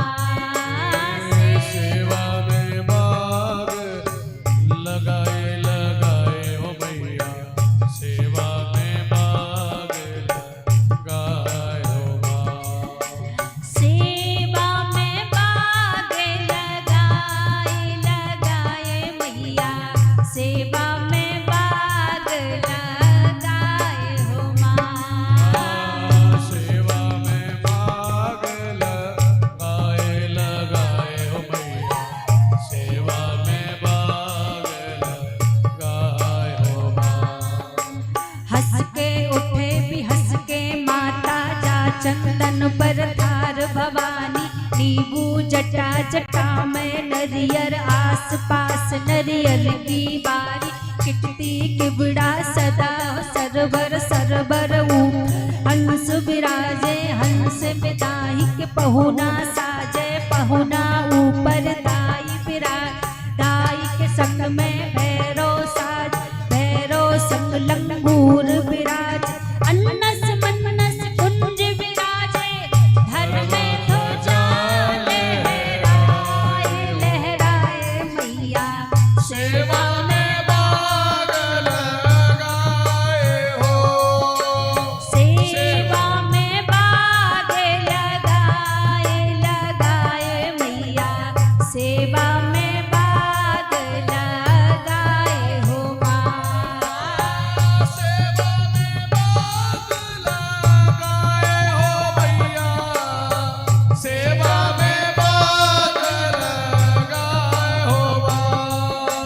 सेवा में बाग लगाए लगाए मैया। सेवा में बाग लगाए हो माँ। सेवा में बाग लगाए लगाए हो भैया, सेवा में बाग लगाए हो माँ। सेवा में बाग लगाए लगाए मैया। सेवा में बाग लगाए हो माँ। सेवा में बाग लगाए हो भैया, सेवा में बाग लगाए हो माँ। और कौन कौन चाहता है कि माँ भगवती जल्दी से हम सब के बीच में अवतार लेकर आ जाए? कौन कौन चाहता है? सभी चाहते हैं ना। यहाँ मैना महारानी और हिमाचल राजा अखंड तप कर रहे हैं कि कब माँ भगवती कृपा करें और हमारे घर में अवतार लेकर आए। जब आराधना की तो माँ भगवती की उसी समय आकाशवाणी हुई, और जब आकाशवाणी हुई कहा वरदान मांगो, क्या चाहिए? जैसे कहा वरदान मांगो तो मैना महारानी और हिमाचल राजा ने कहा कि आपके समान कन्या हमें चाहिए। अब पहले तो तप जब किया तो तप को सुनकर माँ भगवती ने प्रसन्न होकर तो कह दिया कि तथास्तु। अब तथास्तु कहने के बाद माँ विचार करने लगी कि हाँ तो मैंने कह दिया है, लेकिन मेरे समान शक्ति मेरे समान तो संसार में दूसरा कोई है ही नहीं, फिर मेरे समान कन्या इनके यहाँ से जन्म कैसे लेगी? पर माँ भगवती फिर विचार करने लगी कि मेरे समान कोई दूसरा नहीं है, कोई बात नहीं, लेकिन इनका भाव है कि मैं इनके घर में पुत्री बनकर आऊं, तो आज मैं स्वयं इनके घर में कन्या का रूप बनाकर अवतार लेकर आऊंगी। तो कौन कौन चाहता है कि माँ भगवती हम सबके बीच में भी अवतार लेकर आए? सभी चाहते हैं। तो दोनों हाथ ऊपर खड़े करके सभी माँ भगवती को पुकारेंगे। जिस प्रकार हिमाचल राजा के यहाँ माँ भगवती प्रकट होने वाली हैं, उसी प्रकार हमारे हृदय में भी मैया प्रकट हो जाएं। दोनों हाथ ऊपर खड़े करके सभी पुकारेंगे।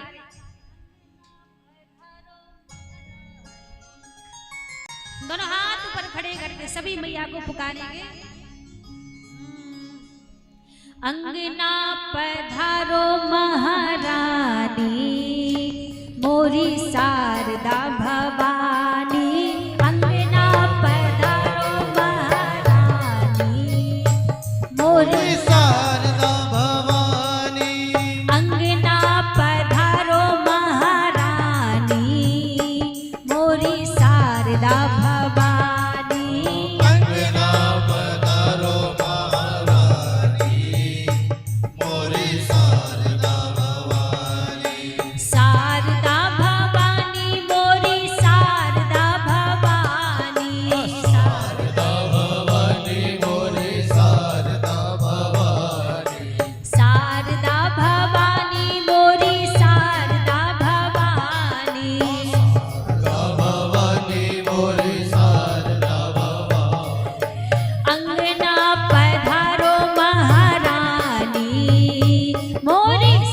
शारदा भवानी अंगना पधारो महारानी मोरी शारदा भवानी अंगना पधारो महारानी मोरी शारदा भवानी अंगना पधारो महारानी मोरी शारदा जय हो। भाव से ताली सेवा करते हुए उठाएंगे दोनों हाथ ताली सेवा के साथ।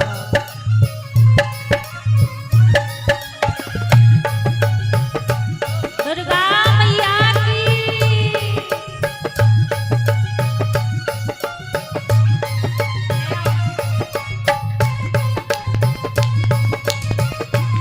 जगत जननी मैया की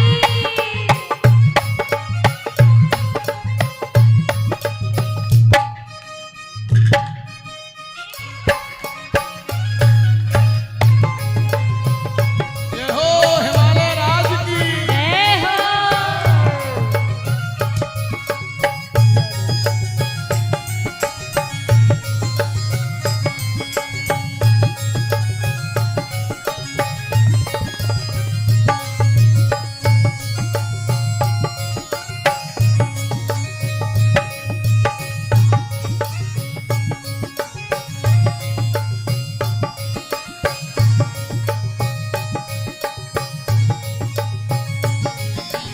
ऊंची पहाड़िया पे मंदिर बनो है ऊंची पहाड़िया पे मंदिर बनो ऊंची पहाड़िया पे मंदिर बनो है ऊंची पहाड़िया पे मंदिर बनो मंदिर में मैया को आसन लगो है मंदिर में मैया को आसन लगो मंदिर में मैया को आसन लगो है मंदिर में मैया को आसन लगो आसन पे बैठी महारानी मोरी शारदा भवानी आसन पे बैठी महारानी मोरी शारदा भवानी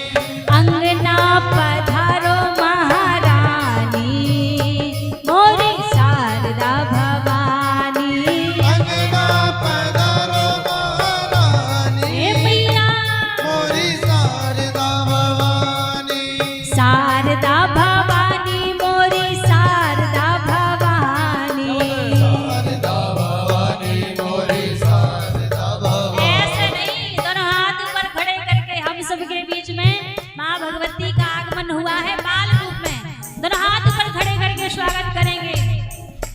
शारदा भवानी मोरी शारदा भवानी शारदा भवानी मोरी शारदा भवानी अंगना पधारो महारानी मोरी शारदा भवानी अंगना पधारो महारानी मोरी शारदा भवानी अंगना पधारो महारानी मोरी शारदा भवानी अंगना पधारो महारानी मोरी शारदा भवानी अंगना पधारो महारानी मोरी शारदा भवानी अंगना पधारो महारानी मोरी शारदा भवानी अंगना पधारो महारानी मोरी शारदा भवानी अंगना पधारो महारानी मोरी शारदा भवानी अंगना पधारो महारानी मोरी शारदा भवानी अंगना पधारो महारानी मोरी शारदा भवानी अंगना पधारो महारानी मोरी शारदा भवानी मोरी शारदा भवानी और हम सब के बीच में में आज माँ भगवती का प्रागट्योत्सव हुआ है, तो सबसे पहले व्यासपीठ के द्वारा ही माँ भगवती का पूजन हो जाए। उसके बाद पहले हमारे समिति के सभी सदस्य आएंगे, उसके बाद एक एक करके जो मैया का पूजन करना चाहे वो एक एक करके सभी लोग मंच पर पधारेंगे। एक बार जयकारा लगाए, बोले जगत जननी भगवती मैया की जय हो। ज्ञान बढ़ाओ। बड़ा सौभाग्य का यह विषय,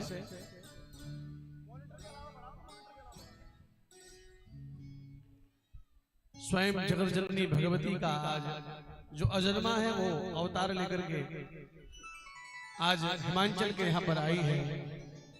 और सर्वप्रथम 500 रुपए की नौशावर स्वयं व्यास स्वरूपा देवी जी कर रही है। एक बार जोरदार तालियां बजाएं।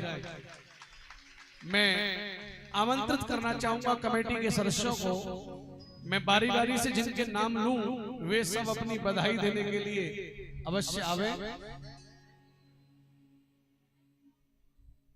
और बधाई की राशि यहां से बोली भी जाएगी, जैसा कि मैंने अभी देवी जी के द्वारा सर्वप्रथम न्यौछावर 501 रुपए की। एक बार जोरदार तालियां।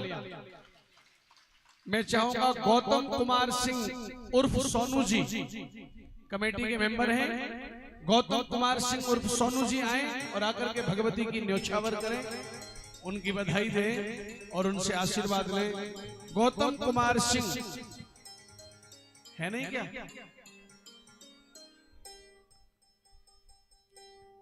सागर कुमार सिंह जी आप आए और आप आकर के भगवती से आशीर्वाद लें और न्यौछावर करें। सागर कुमार सिंह जी, सतीश कुमार सिंह जी उर्फ पप्पू जी, कमेटी के जो गणमान्य सदस्यों के नाम यहां से बोले जा रहे हैं, वो कृपया करके मंच पर आकर के भगवती को चरण छू करके उनसे आशीर्वाद लेते हुए न्यौछावर करें। बड़े भाव से, ये बधाई का उत्सव है। दान किए धन ना घटे, घटे न सरता नहीं। दान करने से कभी धन घटता नहीं है। स्वयं सबके भंडारे भरने वाली मां अन्नपूर्णा का प्राकट्य हुआ है। तो जिनके मैं नाम बोल रहा हूं कृपया वो थोड़ा सा हाथ हिला दे, पता तो लग जाए। गौतम कुमार सिंह जी, सागर कुमार सिंह जी, सतीश कुमार सिंह जी उर्फ पप्पू जी। सतीश आप हैं? अरे वाह, क्या बात है। आइए भगवती को आशीर्वाद दें न्यौछावर करते हुए।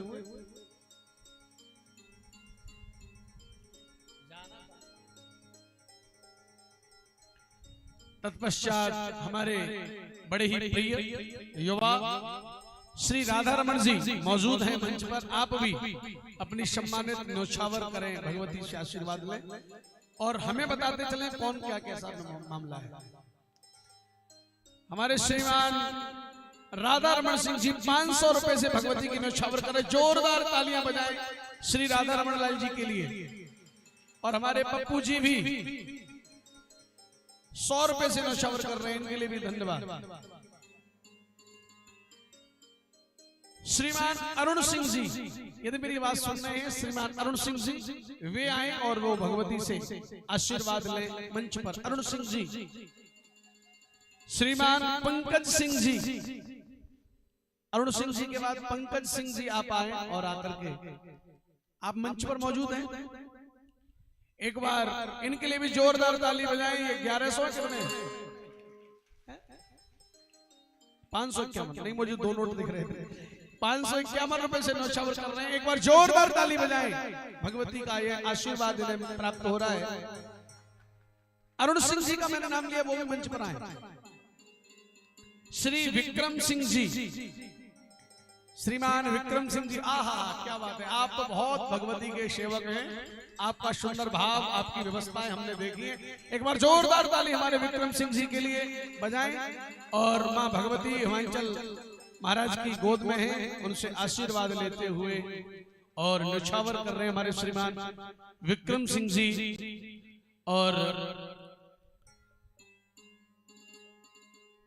501 रुपए से न्यौछावर कर रहे हैं। जोरदार तालियां श्रीमान राजा राम सिंह जी। हमारे राजा राम जी अत्यंत प्रिय हैं और भगवती के बड़े उपासक हैं और आप हमेशा हमारी सेवा में लगे रहते हैं। कमेटी के युवा हैं। राजा राम सिंह जी आपकी तरफ से भगवती का पूजन 501 रुपए से किया रहा है। जोरदार तालियां बजाएं हमारे राजा राम सिंह जी के लिए। देखिए युवा हैं, अभी हाल ही में मिथिला हाट में जॉब इन्होंने छोड़ा है या जैसे भी हो, लेकिन फिर भी दिल बहुत बड़ा है। 501 रुपए नौछावर कर रहे हैं। जोरदार तालियां। श्रीमान मिथिलेश जी, यदि मेरी नाम आवाज सुनने हो मिथिलेश जी, आप भी आकर के आज पूरी कमेटी मंच पर आकर के आशीर्वाद दे और आशीर्वाद भगवती से ले। मिथिलेश जी है क्या यहाँ मौजूद? कुछ लोग क्या कहें। अमित जी, यदि अमित जी यहाँ हैं कृपया वो भी आए। कुछ लोग यहाँ अनुपस्थित हैं, इन्हें पहले से पता नहीं। चलो ये कल करेंगे। और अमित जी के बाद में प्रशांत जी, प्रशांत जी है क्या? वे आए। और सबसे बाद में हम बुलाना चाहेंगे मंतोष कुमार सिंह जी। सिंह साहब जहां भी हो, मंतोष कुमार जी आप भी आए। ऐसा नहीं है कि आप 500 रुपए देंगे नौछावर में तो ही है, आपको आना चाहिए। आकर के 100 200 जो आपका भाव बने, भाव पुष्प कुछ नहीं तो तुलसी का पत्र लेकर के आई, लेकिन श्रद्धा के साथ आना सबको है।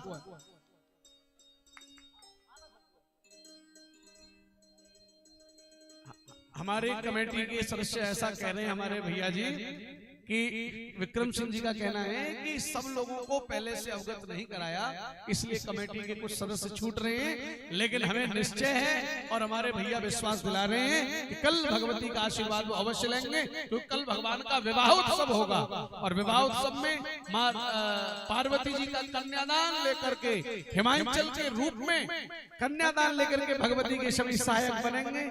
और अब ये मैंने कमेटी के गणमान्य सदस्यों के नाम पुकारे हैं। अब ऐसा नहीं है, आप सब ही इस कथा में सहयोग कर रहे हैं। कमेटी हमारी प्रथम है, लेकिन कमेटी के बाद फिर आप सबका भी बहुत बहुत सहयोग हो रहा है। तो एक बार दोनों हाथ उठा लिए और दोनों हाथ उठा के अपने हाथों से बढ़िया ताली बजाते हुए सुंदर एक एक करके सभी आएंगे। और हमारी पूरी कमेटी का बड़ा सुंदर भाव है और हमारे सभी युवा भैया लोग भी हैं जो कमेटी में हैं और उनकी इतनी मेहनत प्रयास से आप इतना सुंदर आयोजन देख रहे हैं। सभी दिन रात भैया लोग मेहनत में लगे रहते हैं कि आज का उत्सव बढ़िया होना चाहिए, क्योंकि रोज नए नए उत्सव होते हैं कथा में, तो सभी लोग बिल्कुल दिन रात मेहनत में लगे रहते हैं। तो सबका ये प्रयास है, सबकी मेहनत है। तो एक बार हमारी पूरी समिति के लिए सभी जोरदार तालियां बजाते हुए मेरी एक प्रार्थना है और प्रार्थना ये है कि ये जो वैल्यूम लगे हैं, जो मंडप को सजाया गया है माँ के जन्मोत्सव के रूप में, इसके सारे बिजली का तार जा रहा है, बिजली का वायर। इसलिए कोई भी उत्सुकतावश ऐसा न करे कि किसी वैल्यूम को फोड़ने के चक्कर में छलांग लगाए और कहीं वैल्यूम की जगह तार से हाथ ना लग जाए। इसलिए मेरी प्रार्थना रहेगी कि कोई भी वैल्यूम फोड़ेंगे नहीं।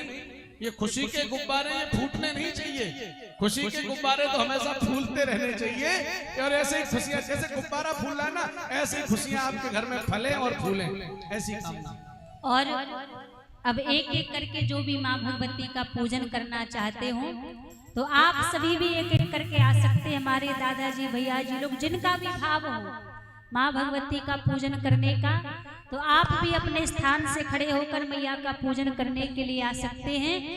एक एक दो दो करके ही सभी लोग आएंगे। जिनका भी भाव हो माँ भगवती का पूजन करने के लिए, मैया को बधाई देने के लिए, जो भी आना चाहें, हमारी माताएं बहनें और हमारे सभी दादाजी भैया जी लोग, जिनका भी भाव है, आप भी अपने स्थान से खड़े होकर माँ भगवती को बधाई देने के लिए सभी लोग आ सकते हैं। थोड़ी देर माँ भगवती का पूजन होगा और माँ भगवती को बधाई देने का सौभाग्य सबको प्राप्त होगा। उसके बाद फिर मंच के द्वारा आप सभी के लिए बधाई लुटाई जाएगी, बधाई वितरण की जाएगी। तो सबसे पहले जिनका भाव है सभी एक एक करके बधाई देने के लिए आ जाएं और हमारे समिति के जो भैया हैं एक बार हमारे सभी भैया जी लोगों के लिए भी आप बधाई स्वरूप आपका जो भाव हो कुछ आप इनके लिए भी वितरण करें, क्योंकि आज उत्सव का दिन होता है, भगवती का जो प्रागट है तो वो उत्सव का दिन है।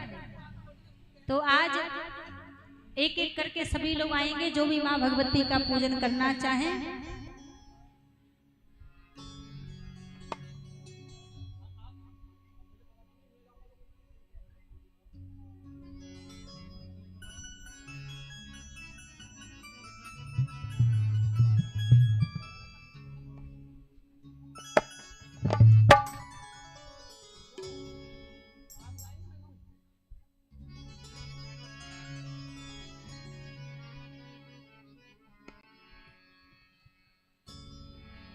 बोलो भगवती मैया की जय।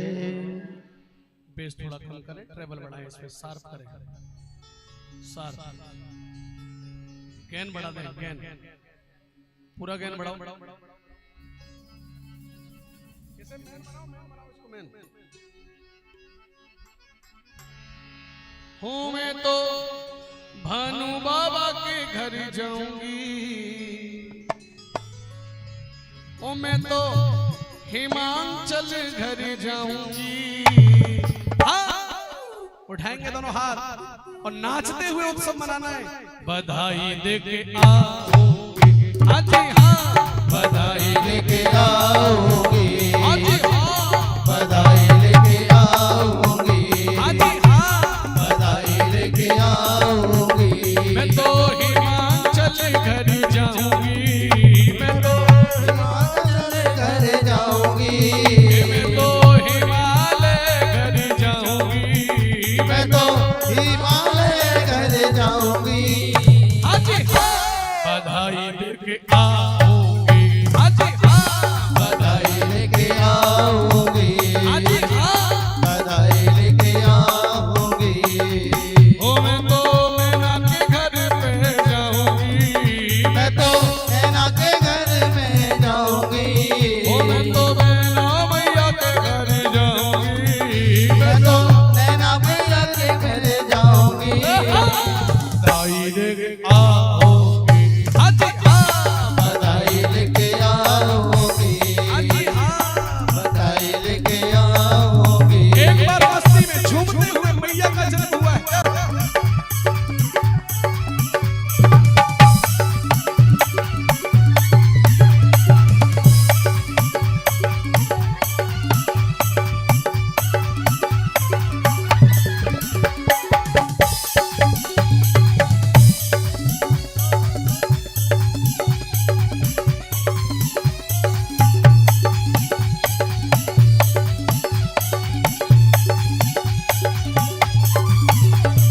और मैंने सुना है वहाँ लाली भई है, मैंने सुना है वहाँ लाली बई है, लाली भी जग से निराली भई है, लाली भी ढंग से निराली बई है। अरे मैंने सुना है वहाँ लाली हुई है, मैंने सुना है वहाँ लाली हुई है, लाली भी जग से निराली हुई है। लाली भी जग से निराली हुई है। ओ मैं तो मैया के दर्शन पाऊंगी, मैं तो मैया के दर्शन पाऊंगी, ओ मैं तो लाली के दर्शन पाऊंगी। हाँ जी हाँ, बधाई लेके आओगी, हाँ हाँ, बधाई लेके आऊंगी, ओ जी हो, बधाई लेके आऊंगी। ओ मैं तो मैना मैया के दर जाऊंगी, मैं तो मैना मैया के घर जाऊंगी, हाँ, बधाई लेके आओगी, हाँ हाँ, बधाई लेके आऊंगी, हाँ जी हाँ। बधाई लेके आऊंगी। एक बार दोनों हाथ उठाए और दोनों हाथ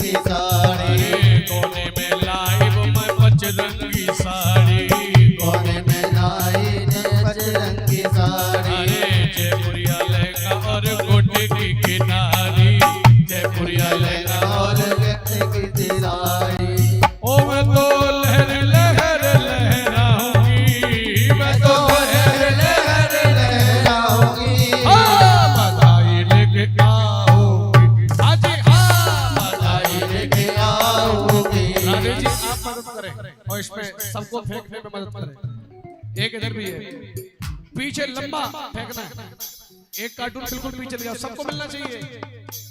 बधाई लेके आओगे, हाँ जी हाँ, बधाई लेके आओगी, ओ जी हो, बधाई लेके आओगी, ओ मैं तो हिमालय घर जाऊंगी, वो तो हिमालय घर जाओगी, बधाई लेके आओगे, हाँ जी हाँ, बधाई लेके आओगी। एक निवेदन करूंगा हमारे राधे जी से, इधर कैमरा को ध्यान में रख के उधर नहीं फेंकेंगे, आप पीछे ले जाइए, पीछे ले जाओ, पीछे वाले रह जाएंगे, सब पीछे वाले रह जाएंगे, पीछे ले जाओ इसको, अरे पीछे से जाओ ना, देवी जी के आगे से मत निकला करो, पीछे से निकले सभी। राधे जी पीछे ले जाओ, पीछे रह जाएगा, पीछे ले जाओ सब। बधाई लेके आओगे, हाँ जी हाँ, बधाई लेके आओगी, हाँ जी हाँ, बधाई लेके आओगी, हाँ जी हाँ, बधाई लेके आओगी।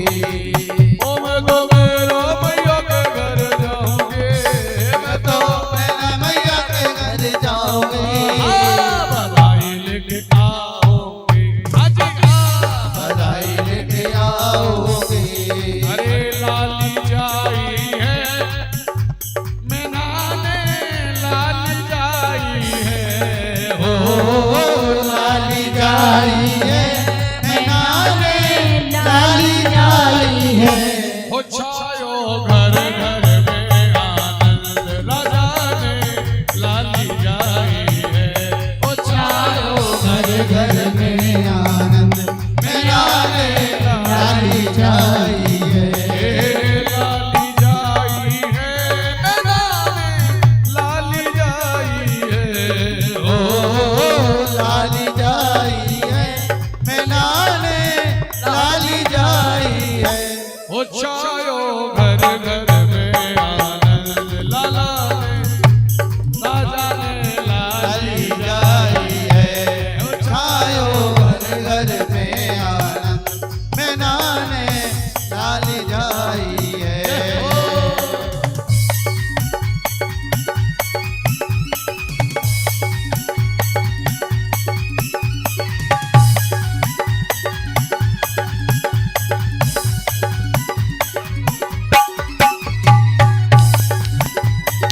जय हो।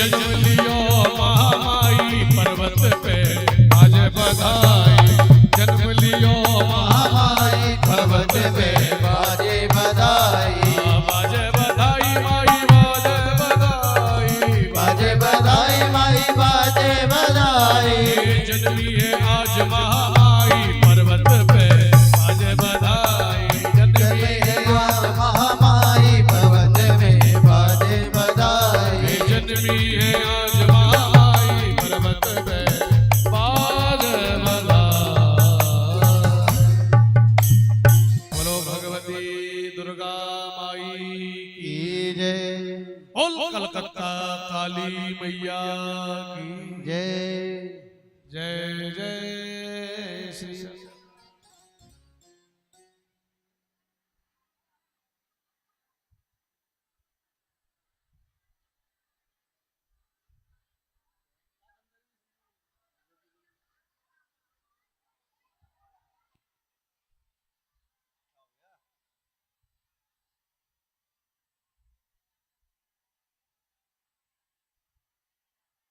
राधे राधे।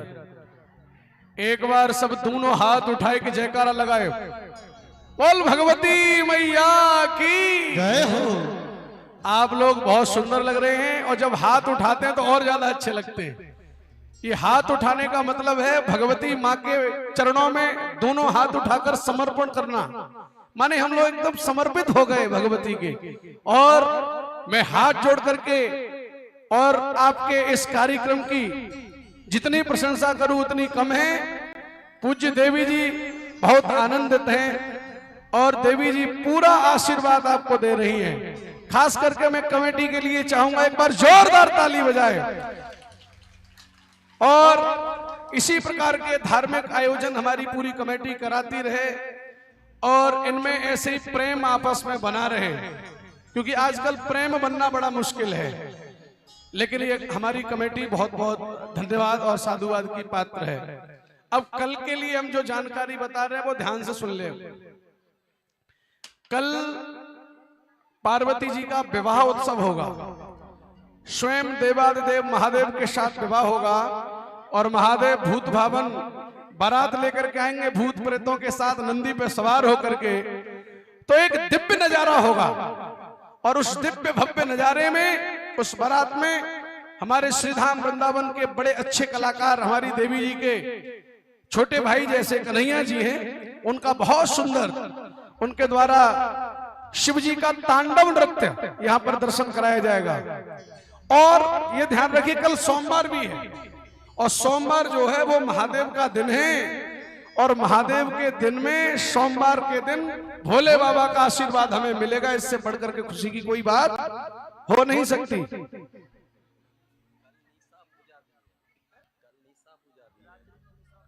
और कल निशा पूजा भी है, हमें अभी जानकारी प्राप्त हुई है, तो उसमें भी सब रहेंगे। लेकिन अब मूल बात सुने, जब महादेव बाबा की बारात आएगी पार्वती के साथ उनका पाणिक ग्रहण होगा तो सबसे पहले भगवती पार्वती के पिता बनकर के कन्यादान करने का सौभाग्य प्राप्त होगा। मैं चाहूंगा कमेटी में से एक मुख्य यजमान कल विशेष रूप से बनाया जाए जो कि इस सुंदर उत्सव में सर्वप्रथम कन्यादान का लाभ ले पाए। मैं कमेटी वालों से निवेदन करूंगा एक विशेष यजमान, उसके बाद पूरी कमेटी जैसे आज हुआ है वैसे ही भगवती का कन्यादान करेगी। और फिर हमारी सभी माताएं बहनाएं कुछ बाराती बन के आएंगे, कुछ घराती बन करके आएंगे। बाराती बन करके खूब लड्डू खाएंगे और घराती बन करके पार्वती जी का खूब कन्यादान करेंगे। तो कौन कौन कन्यादान करेंगे हाथ उठा के बताओ। देखो 3-4 करे बस, उठाओ ना। कन्यादान सभी को करना है। कन्यादानम महादानम सर्वदानम विशिष्यते। ये देवी भागवत की कथा, नवरात्रि का सुंदर उत्सव और उसमें भी ये सुंदर सप्तमी और अष्टमी जो सुंदर समन्वित होकर के मिल रही हैं, ये बहुत बड़ा सौभाग्य है। इसलिए आप लोग ज्यादा से ज्यादा संख्या में आए और कन्यादान करके बहुत बहुत भाग्यशाली आप रहेंगे। कन्यादान करके पूरा लाभ इस कथा का लीजिए। एक बार पुनः समस्त आए हुए भक्त वृंदों का, माता बहनों का, सबका दोनों हाथ जोड़ करके सादर साधुवाद। एक बार जोरदार ताली आप सबके लिए। आइए अब आरती करें।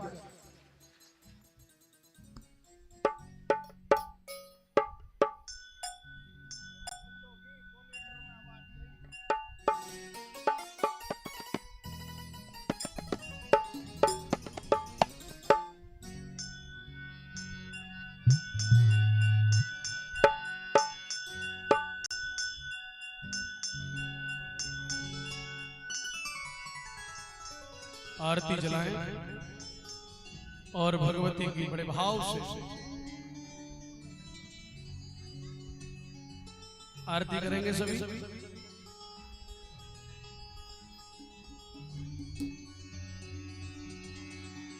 अम्बे तू है जगदम्बे काली, जय दुर्गे खप्पर वाली, तेरे ही गुण गाए भारती ओ मैया।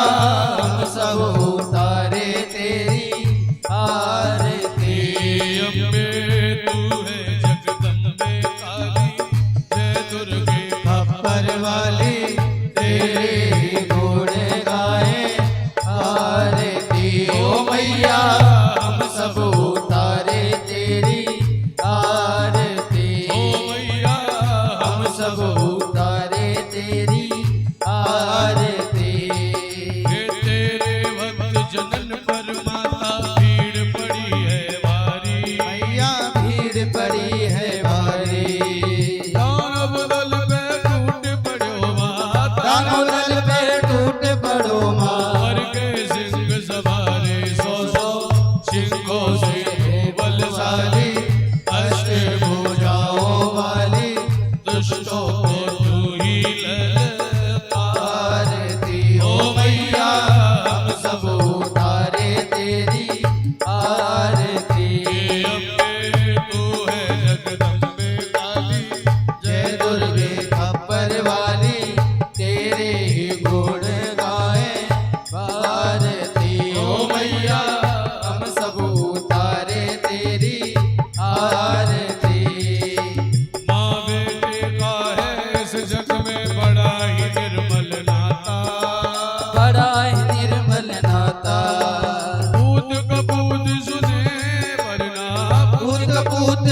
में वरना माता